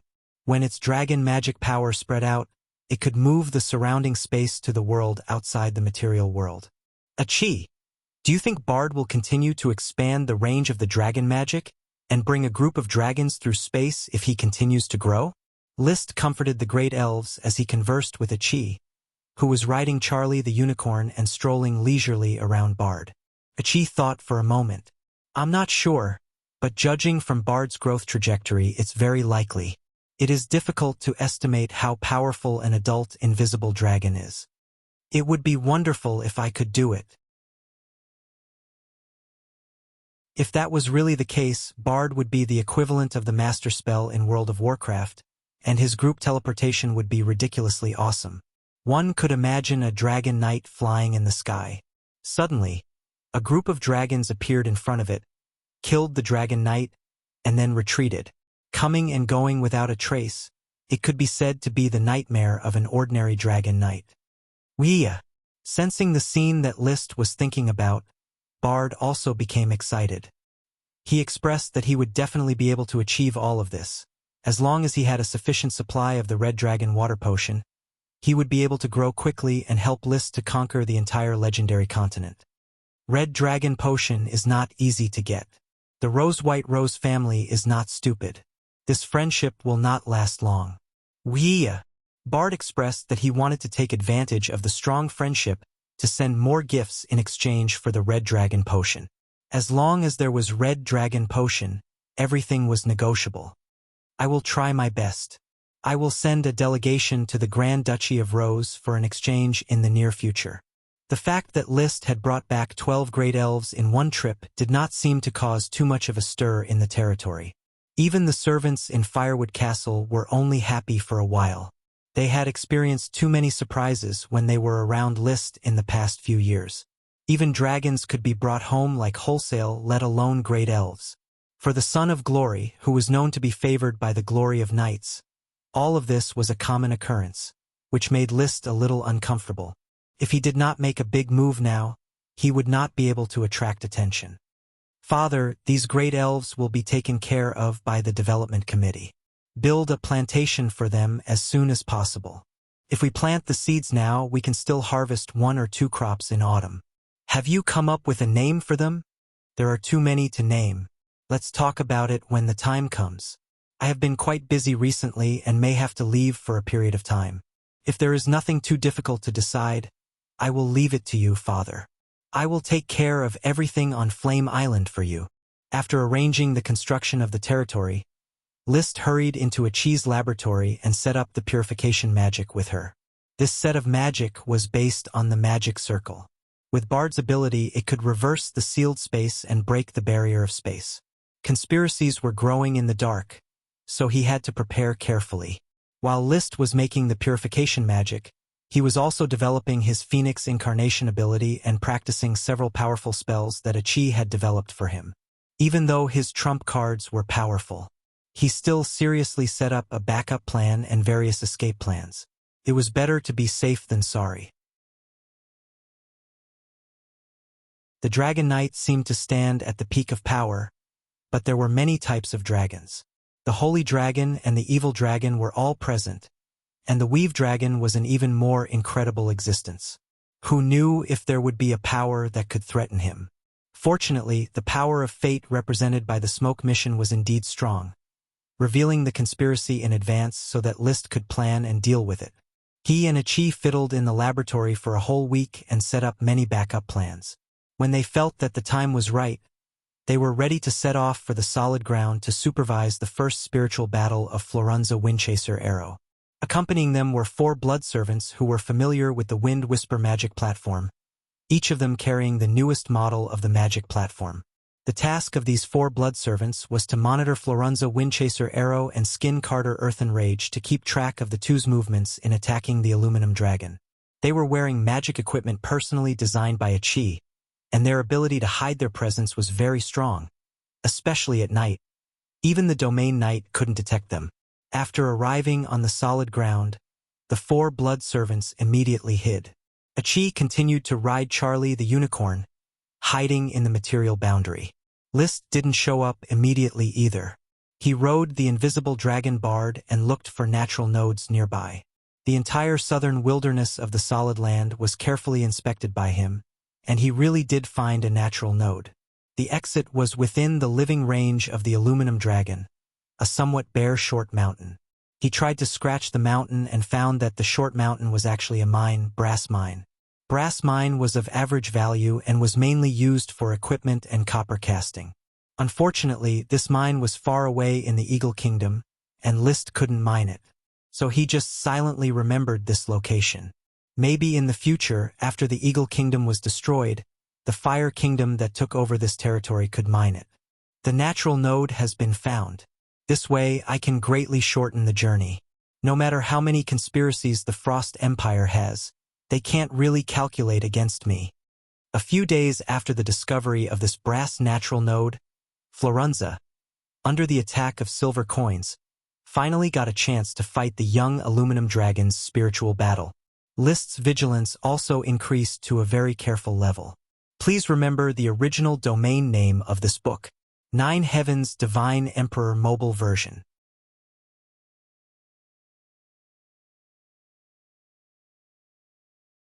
Chapter 1017. The aluminum dragon's appearance was not shiny silver. On the contrary, it had a grayish-white texture. Slender and soft were the first impressions of the aluminum dragon. However, although the aluminum dragon's face was long and narrow, the lines were very rough, somewhat destroying the overall soft texture. Instead, there was a strange sense of power. The body was currently only about 30 meters long, and the wingspan was also about 30 meters. It was not a large body, but considering that it was only 50 years old, it was not small. Only List, who was hiding in the material boundary, could see the details of the spiritual battle of Florunza Windchaser Arrow. It was not a complicated process. Just ride on it, and then the aluminum dragon paused for a moment. The next moment, it shook its neck and threw Florunza out. Then it roared at him and flew into the blue sky and white clouds without looking back. Obviously, Florunza had failed. List's lips curled into a smile when he saw all this. The truth was just as he had expected. To ride a dragon with Florunza's talent, it was still a little lacking. Achi asked curiously, "Brother, if these people really succeed in riding the dragon, are we going to release the aluminum dragon? Aren't dragons very precious creatures that can't be given up no matter what?" List rubbed her hair. If they really succeed in riding the dragon, it's okay. Things like fate, even if you don't fight for it, it will still come to you. If it's not yours, you won't get it even if you fight for it. Let's do what we have to do, and let fate decide the rest. Whose side was fate on? Obviously, it was on List's side. Florunza had already failed to ride the dragon. The young knight, who was thrown to the ground, looked at the aluminum dragon disappearing into the distance. He lay on the mud and did not get up for a long time. He had been confident that he could ride the dragon successfully, and the aluminum dragon had also expressed its affection for him. He did not expect the outcome to be like this. However, Florunza's blow had not reached the end. When the news of his failure spread, he was greeted by the disappointed and indifferent eyes of Piero Grey Iron Duke, and the suppressed gloating of Pilov Earthen Fury. There was also Pi Carter Earth Fury, who kept asking him about the details of the Battle of the Souls. According to the agreement between the 3 families, the one who failed to ride a dragon was obliged to reveal the process of the Battle of the Souls to the others. In the small castle, List was also holding a teacup, sipping tea as he listened to Florence's story. He stumbled. Florunza reluctantly revealed the reason for its failure in the Battle of the Soul. It turned out that in the Battle of the Soul, the aluminum dragon was in its adult form and could turn into a stream of water. It did not use violence. Instead, it needed Florence to defeat its liquid form and successfully find the Dragon Tooth platform. That's why you can't even find the Dragon Fang platform in a ball of liquid? Piero gnashed his teeth in anger. Don't you remember anything I told you about dragons? Father, you can't understand the power of the aluminum dragon in the Battle of the Soul. Florenza straightened his neck, full of anger in his stomach.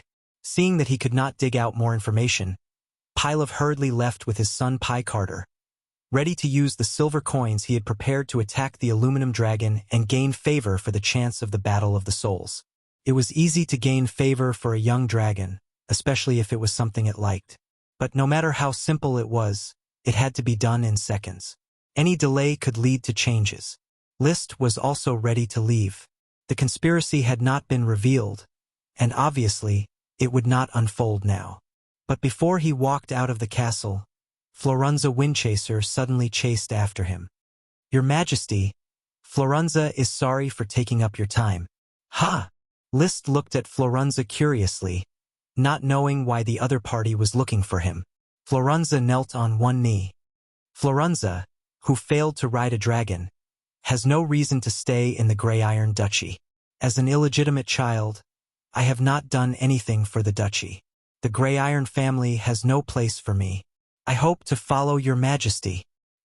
He was actually ready to surrender to Liszt, which surprised Liszt. "Why do you want to follow me? There is no place for me in the Grey Iron Duchy, and the Eagle Kingdom will not like me either. Only the Fire Kingdom is my best choice. Your Majesty's great achievements in the past are all existences that I admire. To be able to follow behind your Majesty is the best path for Florenza." These words were very frank. Whether judging from the relationship or the future, Liszt was a very suitable lord to follow.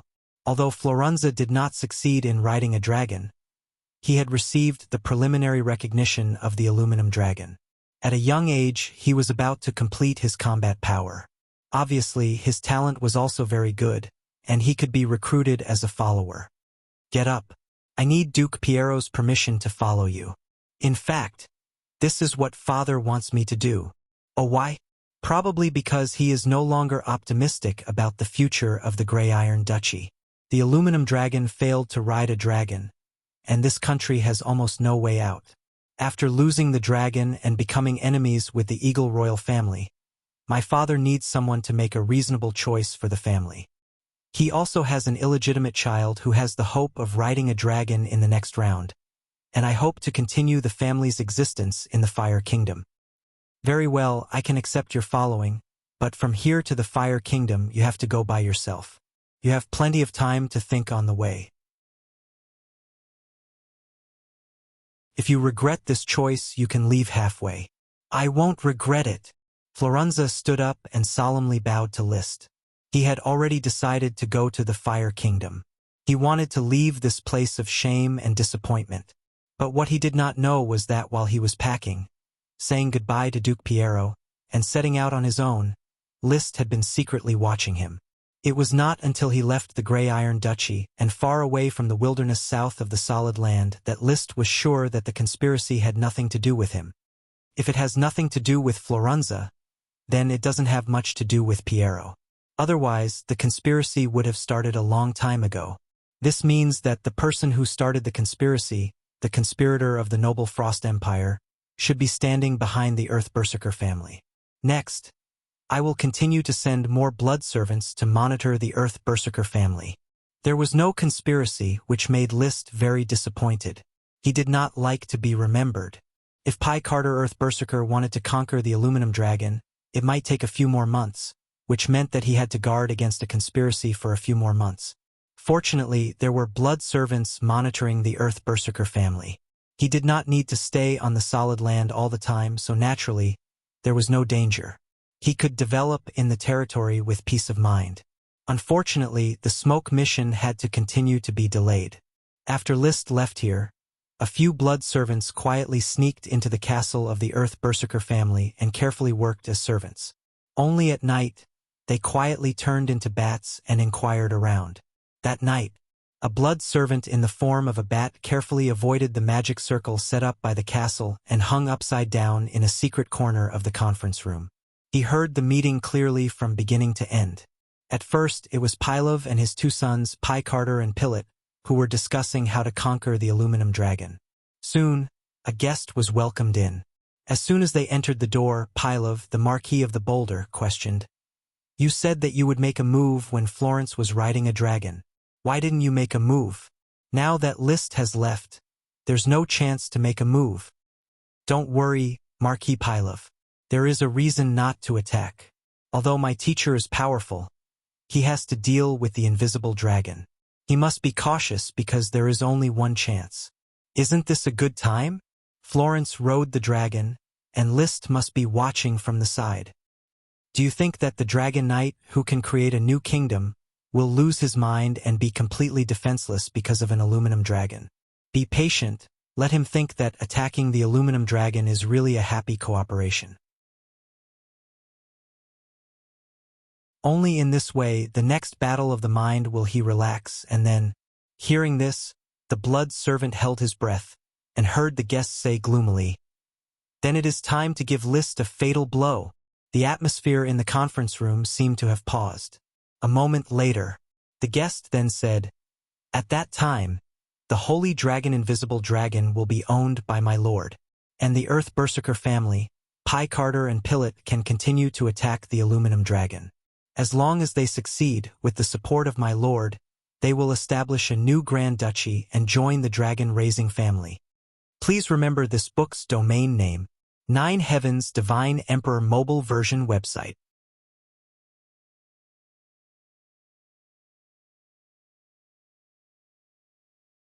Chapter 10:18. There is only one chance to kill in one blow. Well, it is indeed a perfect plan, so I am a lot more relieved. Sure enough, the Marquis of the Boulder and the Noble Frost Empire have colluded to plot against me. The one wearing the bearskin should be swept into the garbage heap of history. The Noble Frost Empire and the Marquis of the Boulder probably could not imagine that their conspiracy had long been seen through by List. After seeing through the conspiracy, List relaxed instead. The preparations had already been done, and now he was waiting for the second battle of the mind to come. At that time, he could beat them at their own game, catch all the plotters of the Noble Frost Empire in one fell swoop, and then take the opportunity to snatch the underage aluminum dragon. Now, for the next few months, it will be fine as usual. List was going to act as usual for the next few months, waiting for the Marquis of the Boulder and Pie Carter Earthrage to have the battle of the mind, and then go to deal with the conspiracy. However, only a month later, there was new news from the Blood Servant. Pie Carter and the aluminum dragon hit it off. It only took a month and a few silver coins to win the favor of the aluminum dragon, and he was ready to let Pie Carter have the battle of the mind. This was an unexpected change, and no one thought that Pie Carter and the aluminum dragon would hit it off so well. There were almost signs of it being predetermined. For this reason, List could not wait any longer. Achie! Get ready. Let's go to the solid ground. See this battle of the mind, and face the next conspiracy. Well, brother, don't worry. Achie is fully prepared. At that moment, the two went to the solid ground, quietly hiding in the material boundary, peeping at the aluminum dragon and Pie Carter, who was circling around the aluminum dragon from a distance. He even checked the camp of the Earth Berserker family, but he didn't find anything strange. They were all ordinary knights. If there were no smoke mission reminders and no report from the Blood Servant, List might really believe that this was a friendly cooperation. But now he always maintained 120% vigilance, and also let Achie follow closely behind, secretly protecting himself in the material boundary. With Achie's strength of instant super magic, she could block the assassination for him in the first place. Everything seems to be normal, but it is precisely this normal state that exudes abnormalities. Achie, be careful. Don't worry, big brother. I'll protect you. Not just to protect me, but also to protect yourself. List smiled and immediately appeared on the invisible dragon. He took the initiative to greet Pylov and draw the snake out of its hole. Marquis Pylov, your son is very outstanding, to be able to conquer the aluminum dragon in such a short time. Haha, thank you for your compliment, Your Majesty. All of this is due to Pie Carter's own efforts, but he can't be compared to you, Your Majesty. To be able to conquer an aluminum dragon means that the knight's glory is on the Earth Berserker family.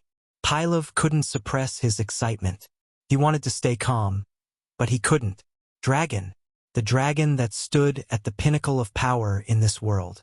A dragon knight who could control a dragon would be able to establish a kingdom that belonged to his family and become a member of the dragon-raising clan. For this opportunity, the Earth Berserker family was willing to bet everything. Soon, Liszt, Pylov, and Piero were sitting in the same tent again. The gray Iron Duke Piero's face was green, as if his wife had been tormented for 3 days and 3 nights. The aluminum dragon was discovered by his illegitimate son, and he spent a lot of the family's resources to conquer it. Now, he was only 1 step away from losing both the dragon and the wealth. How could he remain calm? Behind him was another illegitimate son, a very young knight. If there was a chance, he would be the next knight to try to ride the dragon. Now, this young knight's eyes were also green, and he couldn't wait to eat Pie Carter immediately to stop him from riding the dragon. Pylov, the Marquis of the Boulder, was full of smiles, not caring about Piero's anger. This was a glorious moment for the Earth Berserker family, so why not smile? On the other hand, Liszt's face was calm, as if he didn't care whether Pie Carter could successfully ride the dragon or not. In fact, he was very focused at the moment, and he could transform into a phoenix and escape at any time to avoid the Noble Frost Empire's killing scheme. Bone Dragon Winnie formed a faint skull pattern on his face. Once a battle broke out, it would immediately transform into armor to protect Liszt and provide Liszt with a godly weapon, the Bone Dragon Sword. Little Fire Dragon Leo also maintained his vigilance, ready to transform into a majestic fire dragon at any time and fight head-on. Invisible Dragon Bard escaped into the material boundary, constantly vigilant to prevent other dragon knights from sneaking up. Achi and Unicorn Charlie stood on the back of Invisible Dragon, also ready to attack. Everything was ready, except for the east wind. And this east wind was actually hidden in the camp. In a tent, 2 people dressed as night were holding some kind of mirror-like equipment and observing. There was no surface on the mirror, only magic patterns that formed a strange pattern that was still flashing. Advisor, the Archmage called Achilles, is in the sky above the camp, and the target is in the tent. Should we make a move now? If we attack now, do you have any chance of winning? I have the confidence to kill Liszt directly, and then use the emerald fruit to stun the invisible dragon. But are you sure you can stop that sea Archmage? Young Archmage, it is said that he has already grasped the water and ice element incarnations, but this is not enough in front of me. Domineering, I admire Advisor's domineering attitude. Then let's start the assassination. Don't you want to wait? Wait until Pie Carter is in the spiritual battle before you start the assassination. If we assassinate now, we won't be fully prepared, and Liszt's attention won't be easily diverted. Perhaps Advisor is good at planning conspiracies, but I'm good at assassinating me. A true assassin who walks in the shadows doesn't need to be fully prepared. He only needs to take the enemy by surprise. The assassin dressed as a knight said as he took off his armor and clothes. He was naked, and his body was covered in black veins. The veins were so dense that it looked like he was wearing a layer of silk tights. The next moment, the assassin jumped directly into the shadows in the corner of the tent as if he was jumping into a river, and his body seemed to melt into the shadows. Seeing the assassin disappear, the knight called Advisor also took off his armor and put on a gorgeous golden magic cloak from a box on the side. He took out a magic staff decorated with more than a dozen gems and held it in his hand, activating each gem in turn. Then he glanced at the mirror equipment in his hand, and when the magic patterns on the mirror formed a suitable pattern, a serious expression hung on his slightly old face, and he fiercely inserted the magic staff in his hand into the ground, activating all the gems at once. The next moment, a golden light burst out from the top of the magic staff, radiating like sunlight, instantly illuminating the entire space. In the blink of an eye, this golden light enveloped a distance of more than 100 kilometers. In the sky and on the ground, there was a dazzling golden magic radiance. The sun shines. There is nowhere to escape, the old mage whispered softly.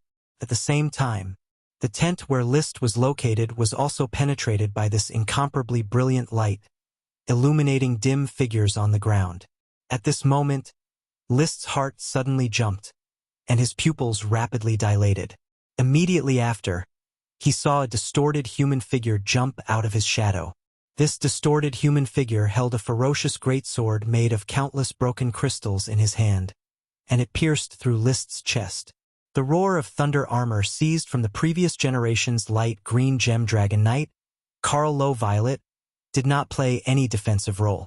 Before he could do anything, the broken crystal greatsword pierced through his heart. Death is like the wind, always by my side. The distorted human figure let out a harsh voice, like a mocking laugh, but also like a declaration of death. The next second, this distorted human figure jumped out of List's shadow without looking back. Its gloomy body bent down, and its legs bent, ready to jump toward the invisible dragon that was diving to rescue him. But he did not wait for him to jump. A huge block of ice had already smashed down from the top of his head. He was already prepared and was about to twist his body to avoid it, but at this moment, he suddenly felt as if his back was scalded by a red-hot iron block. A flame had unknowingly wrapped around his body, and an indifferent voice came into his ears. "Death is like the wind, always by my side? This line of yours is good, but it belongs to me now." Begging for monthly votes.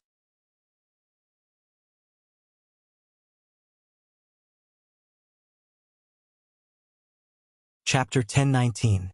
The distorted figure looked back and saw that List Flames, who had been stabbed in the chest by his sword, had really turned into a ball of flame. The flame hand had already grabbed him. It bound him and made it impossible for him to dodge. The flame seemed to turn into a large bird, but it maintained its human form. One could vaguely see List's blurry face. There was a pair of clear eyes on the face, and the gaze was as cold as his tone, as if he was looking at a dead man. "You?" The distorted figure did not have time to be shocked before a huge block of ice smashed towards his head. With a bang, the distorted figure was directly smashed into the ground by the solid ice. It was unknown if he was flattened or not. However, List would not easily believe that an assassin who could jump out of the shadows could be smashed to death so easily. He quickly cancelled the Phoenix incarnation that he had activated at the critical moment. He then contacted Bone Dragon Winnie. In an instant, a set of Bone Dragon armor forcibly shattered the damaged Thunder Roar, re-equipping List. The Bone Dragon sword replaced the Ice Soul Dragon Slaying sword as his weapon. His eyes coldly swept across the tent that was still shrouded in golden light. Piero was already dumbfounded, at a loss for what to do with the sudden turn of events. Pilov looked at List in horror, as if he was shocked by the assassination, but in reality, he was terrified that List was actually unharmed.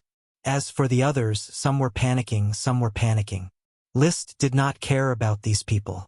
To him, they were just a group of ants. Right now, he needed to find the assassin who could threaten his safety. The assassin who could jump out of the shadows was undoubtedly the shadow incarnation of the noble Frost Empire, and his strength was far beyond the 3 levels of Shallow Shadow, Deep Shadow, and Shadowless. That sneaky and thunderous assassination was definitely unimaginable strength and methods. If this person did not die, he would not be able to eat and sleep in peace. "Do you really think you can hide from my eyes?" List smashed the huge block of ice with his sword, only to see a human-shaped hole under the ice. There was no assassin's corpse. Obviously, the assassin had once again merged into the shadows. However, under the skull-like helmet, List was casting magic eyes, carefully observing every inch of the shadows and sensing every change in magic. In the sky, Wuxia, the invisible dragon's cry was full of anger. Someone had dared to ambush and assassinate its knight in front of it. This was simply a ruthless slap in the face to its proud dragon life. Moreover, it was also extremely concerned about List's safety. In its heart, List's figure was gradually becoming clearer, and it was not far from the success of the spiritual imprint. The golden light sealed the space, making it unable to rush to List's side immediately. It could only spit out dragon's breath to shatter the space around the tent. They worked together with List to seal off the assassin's escape route. The enemy could seal off List, and List could also seal off the enemy. The plan to kill in one strike had failed, and now it was time for List to take the lead. Riding on the unicorn, Achi closely followed the invisible dragon down. The expression on her exquisite and beautiful face was very serious, and her heart was full of remorse. She blamed herself for not being able to cast a spell in time to block the assassin's attack. Even though List had escaped the crisis with the help of the Phoenix incarnation, she still could not forgive herself. She had said that she would protect her brother, but now she had failed to do so. The anger in her heart needed to be vented. After instantaneously casting the high-level ice magic, Eternal Ice, she quickly set up a purification magic formation, choosing to disperse the golden light shrouding an area of 100 kilometers. Magic blossomed from her hands, and under the amplification of Charlie, the unicorn, countless invisible ripples spread. The ripples rapidly collided with the golden light, producing a seemingly silent yet ear-piercing sound of glass shattering. The golden light only lasted for less than 10 seconds before collapsing bit by bit. The space sealed by the golden light immediately returned to its original state, and the invisible dragon was once again able to pass through the material boundary.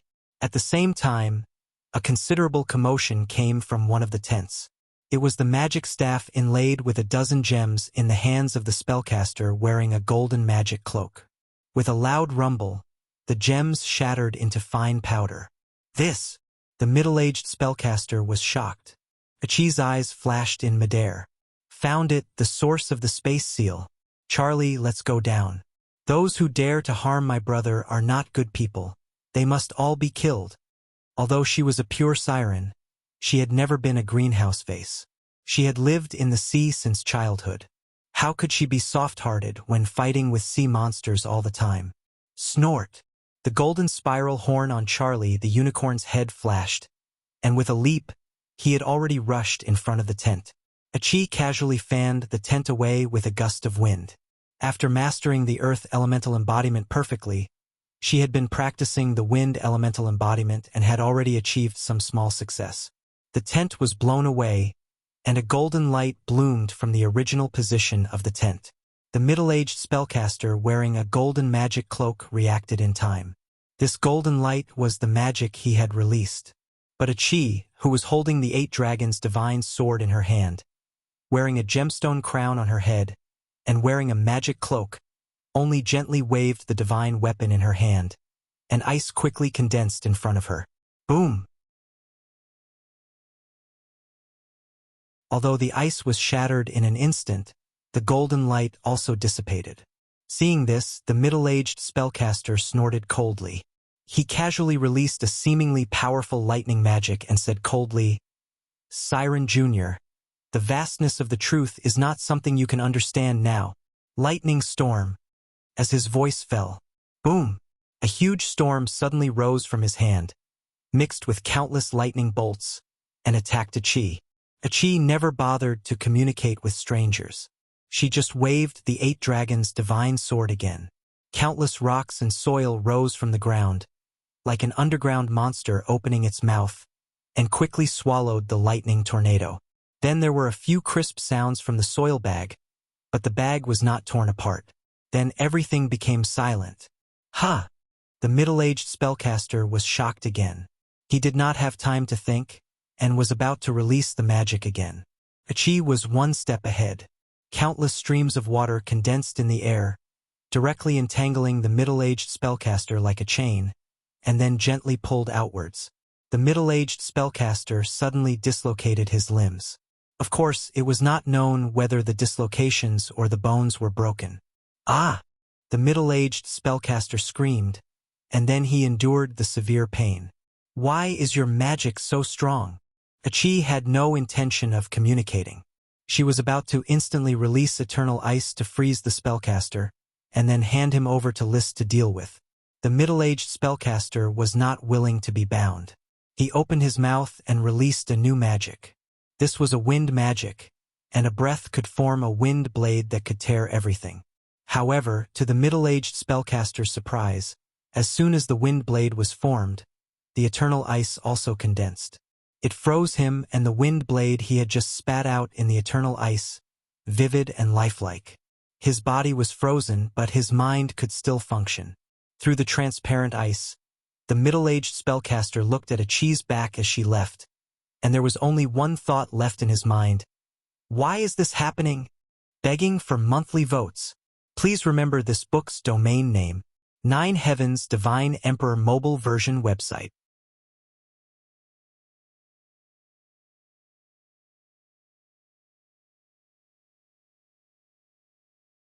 Chapter 1020. Thanks to Brahma and Traveler's Lost Star for their 10,000 coins. After easily freezing a weak magic shooter, Achi did not hesitate to ride the Unicorn Charlie to the central tent where List was. The invisible dragon bard had already sealed the space around the tent, and Achi could not get close. She could only reinforce a water wave shield to prevent the assassin from escaping. Big Brother will be fine. The Phoenix incarnation ignores physical attacks and can heal even the most serious injuries in an instant. But she still maintained the concentration to release magic at any time, quietly waiting for news. At this moment, List in the tent did not see the assassin's location through the vision of the magic eye, which made him a little confused. He could clearly feel that the assassin was hiding in someone's shadow, but he could not lock onto the assassin's position. It was really strange. Winnie, switch vision? I want to use the Bone Dragon vision. Yes, Your Majesty. After a moment, List's eyes under the helmet had been replaced by a ghostly blue willow, the wisp. His vision also suddenly changed, turning into a strange grayish-white world. In his vision, there was only a gray outline of matter in reality, and only the soul was truly presented in his vision. It floated around like a light bulb, emitting light. Your Majesty, this has nothing to do with me. Duke Piero stood in the corner and said with a trembling voice. At this moment, List gave him a huge pressure. Pilov also hurriedly said, Your Majesty, I also don't know why the assassin appeared. Shut up. List glanced over. His cold killing intent was not concealed at all. He had already seen a strange light. It was at Pilov's feet. This white light was very distorted, but vaguely showed a human figure bound in the shadow. It was obviously the assassin. The assassin's special magic concealment method could even deceive the magic eye, but it could not hide his own soul. The next moment, under Pilov's widened eyes, List raised the bone dragon sword and suddenly stabbed at his feet. At this moment, Pilov only felt that List wanted to kill him on the spot, not giving him a chance to explain his participation in the conspiracy, so he immediately chewed the dog urine moss hidden in his mouth. You devil! For the glory of the great Earth Berserker family, you deserve to die, he roared. Boom! His body swelled up like a balloon. All of this happened very quickly to others, but to List it was extremely slow. He did not care what Pilov was thinking at all. The bone dragon sword stabbed straight into Pilov's shadow. The bone dragon could see that the bone dragon sword had accurately stabbed into the assassin's distorted soul. It was only a momentary pause before the assassin's distorted soul flowed to the other side like a stream of water. It was obvious that the bone dragon sword had not locked onto him. The assassin's methods also ignored physical attacks. Leo, help me! List made a prompt decision. He gave up the bone dragon sword and reached down with both hands to grab the distorted soul. He communicated with Leo, who was ready to attack. The violent fire dragon magic mixed with his supreme magic Do Chi completely poured into the fingertips of his hands. He pounced forward and directly grabbed the distorted soul that was jumping away. Flames appeared in his hands, and the dragon's might was wild and violent. Ah! The distorted soul suddenly showed its figure. It was a strange blurry body that was being bound by the flames, could not escape and could only let out a sharp scream. Countless fire elemental magic surged into his body, almost instantly dispersing the magic in his body. He could no longer maintain his balance, and the special method he used also collapsed, completely revealing his human body, a pitch-black body full of tattoos. His neck was just grabbed by List. He asked coldly, "Who gave you the courage to assassinate me?" Ugh! The tattooed assassin could not say anything. His body trembled as if he was electrocuted. That was the fire magic burning his internal organs. Clatter! A big sword made of broken crystals fell down. It was the one he used to assassinate List. At this time, Pylov, who was busy transforming, finally waved his basin-sized fist and smashed it towards List. "Go to hell!" List slowly turned his head. The bone dragon armor automatically extended a small bone dragon claw from his shoulder to meet Pylov's fist. However, Pylov's fist dodged List's unexpected bone dragon claw and smashed towards the assassin in his hand. Kill to silence? The accident did not affect List's movements. He was just in the grass. The bone dragon wings on the back of the bone dragon armor directly enveloped the assassin and blocked Pylov's fist. The seemingly powerful fist smashed onto the bone dragon wings, but it did not hurt or itch. The bone dragon sword, which had already recovered its bone dragon tail, swept horizontally and forcibly smashed Pylov into the ground. It sank deep into the ground, leaving a perfect outline of a human body. Then, List lifted his foot and lightly stepped on it. Pylov could not struggle no matter how hard he tried. There was even the sound of bones breaking. No matter how violent a person wearing bare skin was, in front of a knight who had fused with a dragon, he was just a slightly bigger ant. Even though List had fused with an incomplete bone dragon, he could still easily crush the Marquis of the Boulder. Who gave you the courage? Is it Liang Jingru? Mission completed. Reward: Gray Iron family defecting. The crippled assassin was thrown to the ground by List. The orichalcum shackles completely restrained the assassin's magic. The assassin had high magic of the dark attribute. What surprised List was that a shadow incarnation could actually cultivate high magic. The Marquis of the Boulder Pylov was also shackled by the orichalcum shackles and was watched over by Duke Piero. His son Pi Carter was also shackled. In fact, even if they were not shackled, they would not be able to do anything. They had already been beaten half-dead by List's iron fists. Moreover, Achi had already rushed over on her unicorn. All that was left was to release the high-level magic, eternal ice, to freeze them one by one. At this moment, looking at the uneasy expressions of the people in the camp, List was slightly distracted and had already called out the smoke mission. The mission regarding the 2 spiritual battles had been completed successfully, but the reward was the Gray Iron family defecting. This made him feel interesting. However, he did not continue to pay attention to it. He checked the new smoke mission. Quest: As the king of the Fire Kingdom, the conspiracy of the Noble Frost Empire against you is undoubtedly a huge provocation. You cannot tolerate it. However, the Noble Frost Empire is far away and beyond your reach. Why don't you vent your anger on the perpetrator of the conspiracy? Reward: Cultivation Manual of the person wearing bare skin. Vent your anger on the conspirators. Are you referring to these few? List looked at the assassin covered with a piece of rag, the Earth Berserker father and son lying unconscious on the ground, and the magic shooter frozen in a block of ice outside. Next, it is indeed time to properly calculate the bill for this assassination. Begging for monthly votes.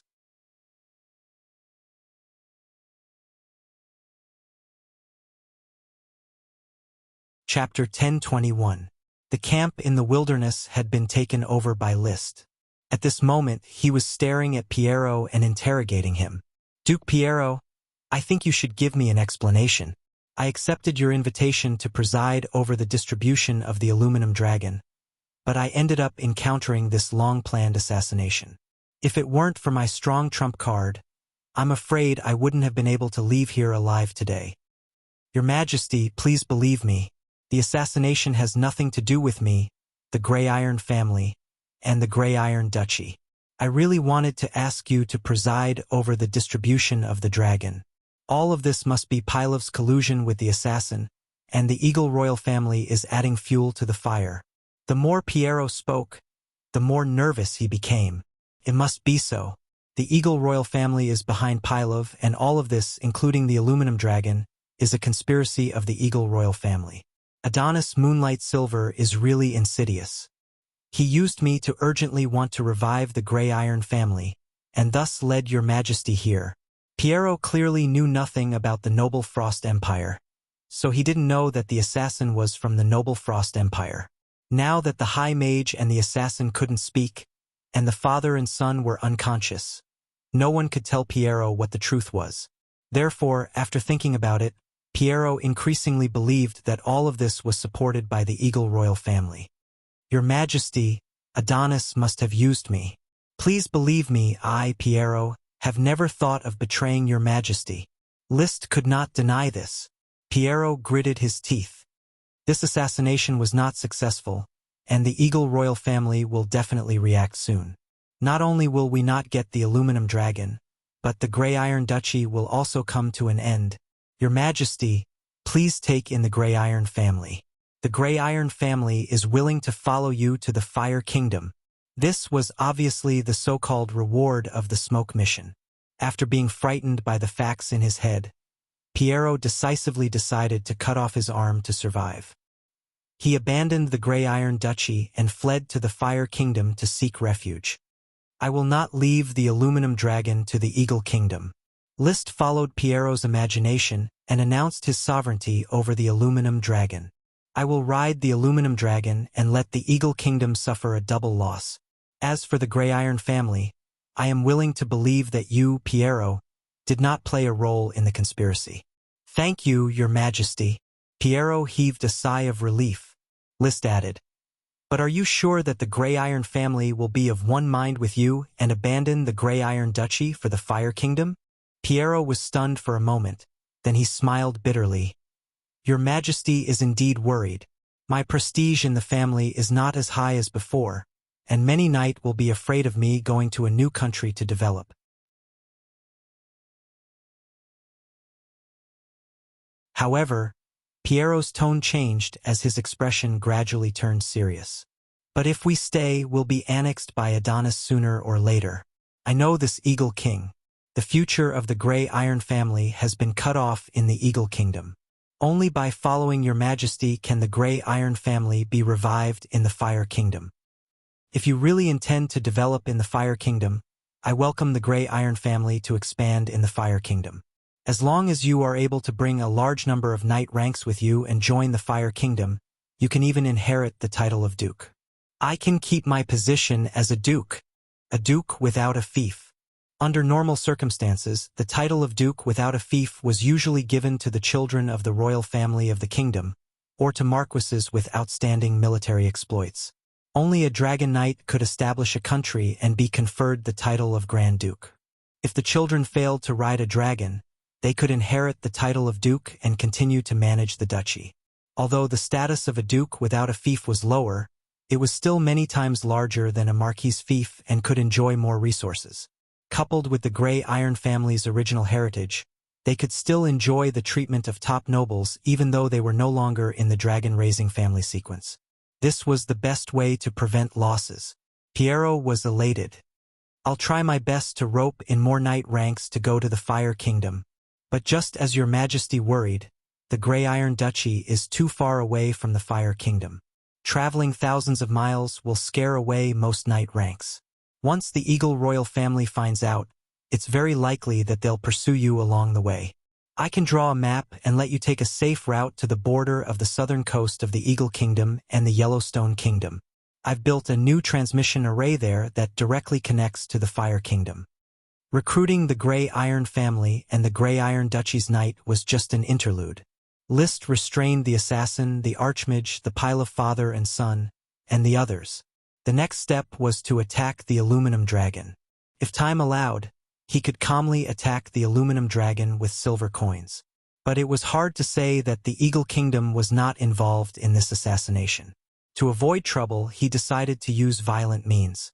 Signaling Piero to return to the Grey Iron Duchy and prepare to move his family, he searched for the aluminum dragon in the wilderness. Soon, he found the aluminum dragon drinking water in a valley. This 30-meter-long, 30-meter-winged metal dragon also found Liszt and his group. Leo and Bard firmly locked on to the aluminum dragon's position. One on the left and one on the right, they flew unhurriedly toward the valley, putting pressure on the aluminum dragon, but not too much so that it would panic and escape. Leo, Bard, it's up to you. And Achi, ask Charlie to help translate. so that the aluminum dragon understands its fate and what choice it should make. Sitting on Bard's back, Liszt said to Achi, who was riding the unicorn, Charlie could listen to good and evil and communicate with many creatures. He could also communicate vaguely with dragons, and he was a very qualified diplomat. Roar! The aluminum dragon's scales stood up, and it let out a sharp, vigilant cry. His body arched, ready to fly into the sky and escape at any time. Roar! Wuxia! Leo and Bard each let out a majestic dragon roar in response to the aluminum dragon's vigilant roar. With a snort, the golden horn on Charlie's head flashed, and he had already used his mind to communicate with the aluminum dragon. After a moment of communication, on one side, there were two powerful dragons eyeing it, and on the other side, Liszt promised to let it lie on the silver mountain and sleep. The young aluminum dragon could not make a decision, but in the end, reason prevailed, and it knew that it would be calm for a while. Through Charlie's translation, it expressed its willingness to let Liszt have a spiritual battle. But if the spiritual battle failed, Liszt had to let it go. Okay. Liszt did not hesitate. He was very confident in himself, and he already had a lot of experience in spiritual battles. He also knew how the aluminum dragon's spiritual world fought, so he did not think he would fail. If he really failed, he would let it go as agreed.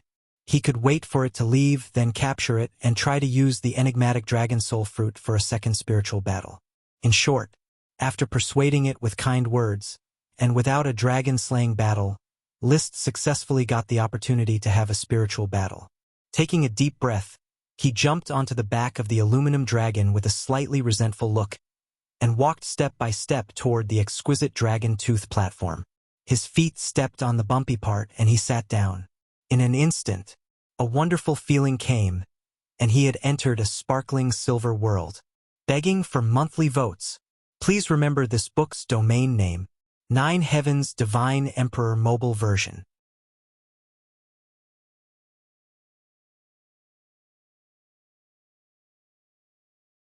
Chapter 1022. I've contacted the editor, but the editor hasn't replied yet. Please wait for a while.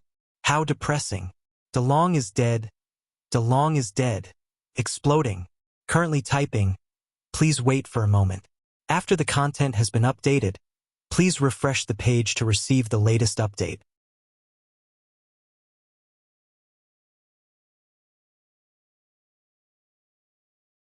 Chapter 1023. Liszt did not know why an aluminum dragon would like metallic silver so much that even its spiritual world was a world of shiny metallic silver. There were no flowers or trees, only mountains of silver, and a silver-like river flowing from the horizon to Liszt's feet. On the other side of the river, an adult aluminum dragon with cold eyes was staring at Liszt maliciously. In the real world, it was powerless to resist Liszt's oppression, but in the spiritual world, it was completely under its control. Roar! The dragon's roar was undoubtedly an announcement that it would use cruel means to deal with Liszt. This was different from the spiritual battle of Florenza Windchaser Arrow. Florenza did not encounter a battle. It only needed to break the aluminum dragon's liquid form and find the Dragon Fong platform. Obviously, this different treatment of the spiritual battle was completely based on the aluminum dragon's likes and dislikes of the candidate for the spiritual battle. It admired Florenza, so the spiritual battle hovered around the bottom line. It hated Liszt, so the spiritual battle was extremely difficult. But, do you think this can scare me off, aluminum dragon? Liszt held the Ice Soul Dragon slaying sword in his hand, his body wrapped in a faint mist. The mist that represented fate flowed slightly, turning the Ice Soul Dragon slaying sword into a fiery red color. Roar! The aluminum dragon turned its nearly 60-meter-long body, its grayish-white scales like a melting candle. It opened its mouth and spat out a silver-white torrent of metal in response to Liszt's provocation. Break! Liszt held the sword with both hands, unleashed his dragon-fighting aura, and slashed the torrent of metal. The aluminum dragon's metal torrent was different from the iron dragon and copper dragon. It was like a ball of viscous liquid, and after being cut open, it could still extend to wrap around him. It wanted to swallow Liszt completely and make him into a statue. However, this little trick couldn't do anything to Liszt. He gathered his dragon's battle chi and turned it into a ball of flame. It directly exploded around his body, causing the torrent of metal to collapse and splatter in all directions. Aluminum Dragon, use whatever methods you have. I want you to completely understand that whether it's the real world or the spiritual world, I am your inescapable nightmare. As Liszt spoke, a pair of wings suddenly extended from his back. They were the wings of the Phoenix Incarnation. With his development of the Phoenix Incarnation, he had already grasped the ability to change parts of the body. Flapping his wings, he rose into the air and looked down at the aluminum dragon that had yet to take off. He didn't know if it was his ability to fly that angered the aluminum dragon, or his bragging that angered it. The aluminum dragon suddenly opened its 60-meter-long wings, and as they flapped, its body began to melt. In the blink of an eye, it melted into liquid form and continuously extended into a pair of dragon wings that covered the sky. The pair of wings continued to rise until they reached the high altitude of the mind world, and then swooped down towards Liszt. It carried the momentum of wind and thunder, as if it wanted to kill Liszt with a single strike. Fancy moves are useless. Liszt's eyes widened, and wisps of smoke fused into his body. So the already fiery red ice soul dragon's slaying sword burned even hotter, as if it was a weapon belonging to the fire god. A single spark makes a prairie fire. This sword only exists in dreams. Buzz! Boom! The flaming sword met the wind and thunder wings formed by the aluminum dragon and swung heavily. The flames surged for dozens of miles, as if they were cutting the world, and slammed into the wind and thunder wings. Clang! Kacha! Crackle! The wind and thunder wings were split in half on the spot, and at the cut, the liquid aluminum was burned violently by the red flames, emitting dazzling white flames. This was accompanied by a series of tragic cries from the aluminum dragon. Roar! The two wings fell directly to the silver metal ground, and when the white flames were extinguished, the two wings began to melt again, recombining into an aluminum dragon. Liszt did not stop the whole process. He just said coldly, "The mind world is a dream. You can do whatever you want in your dream, but so can I. Because the dream world I have been to is beyond your imagination, and my understanding of the dream world is also beyond your imagination, aluminum dragon." This was the truth. He had indeed participated in the dreams of 5 dragons, including the fire dragon, the invisible dragon, the light green gem dragon, the gray-mouthed iron dragon, and the mountain copper dragon. He had rich experience. Moreover, he had the mystifying dragon soul fruit, which originated from the emerald dragon and represented the power of dreams. What was more terrifying was that he also had the hind leg of the emerald dragon. Although the hind leg of the emerald dragon was difficult to study, it more or less allowed him, or a chi, to explore some information and pry into a corner of the power of dreams. If he had to describe it carefully, it was like the protagonist Neo in The Matrix who gained superpowers in The Matrix. Because he already understood that The Matrix was an illusory network world, he could pull out the bullets from the heroine's body with his bare hands and fly in The Matrix. The same was true for Liszt. After prying into a trace of dream power, he could also use the smoke around him to strengthen his strength. This was the biggest trump card. He had confidence in riding a dragon. Roar! The aluminum dragon did not believe it and pounced again. The phoenix wings behind Liszt flapped, and he shook his head gently. "Stupid aluminum dragon. Becoming my dragon is your unavoidable destiny. Wake up as soon as possible." Puff! The flame sword was waved again, and the huge flame blade cut the aluminum dragon in half. The cut was burning violently. Without waiting for the aluminum dragon to scream, he continued to wave the flame sword and slashed horizontally, cutting the 2 halves of the aluminum dragon into 4.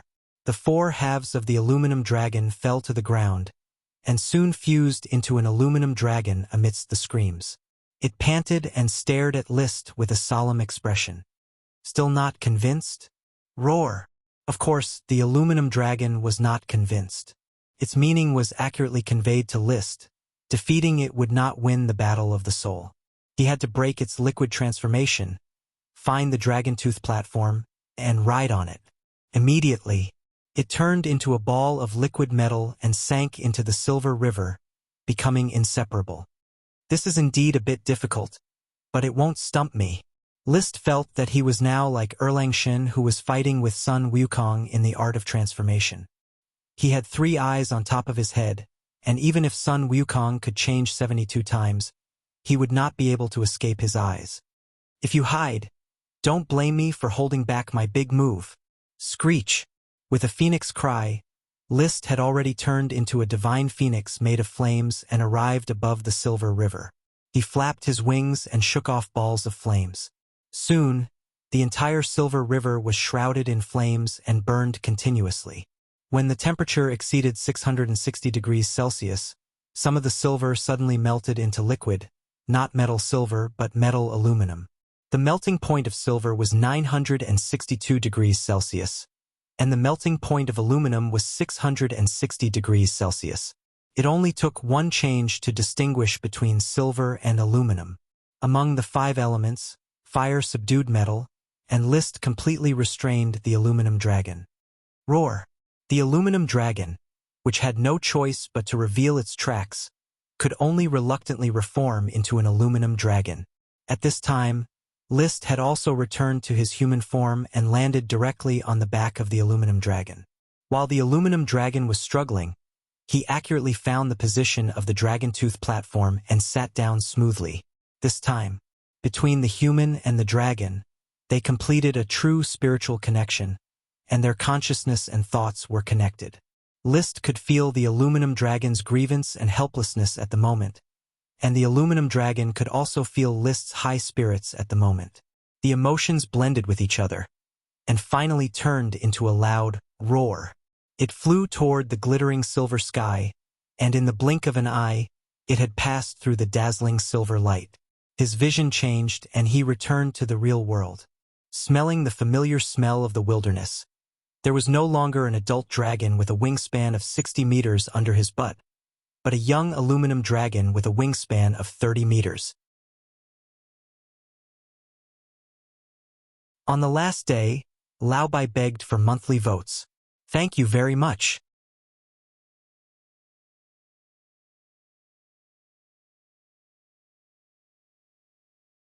Chapter 1024. Seeking monthly tickets for the big dragon is dead. Please wait for a moment. After the content has been updated, please refresh the page to receive the latest update. You're tuning in to the Legend of the Vagabond YouTube channel. Don't forget to subscribe and join us on this journey to catch the most captivating stories.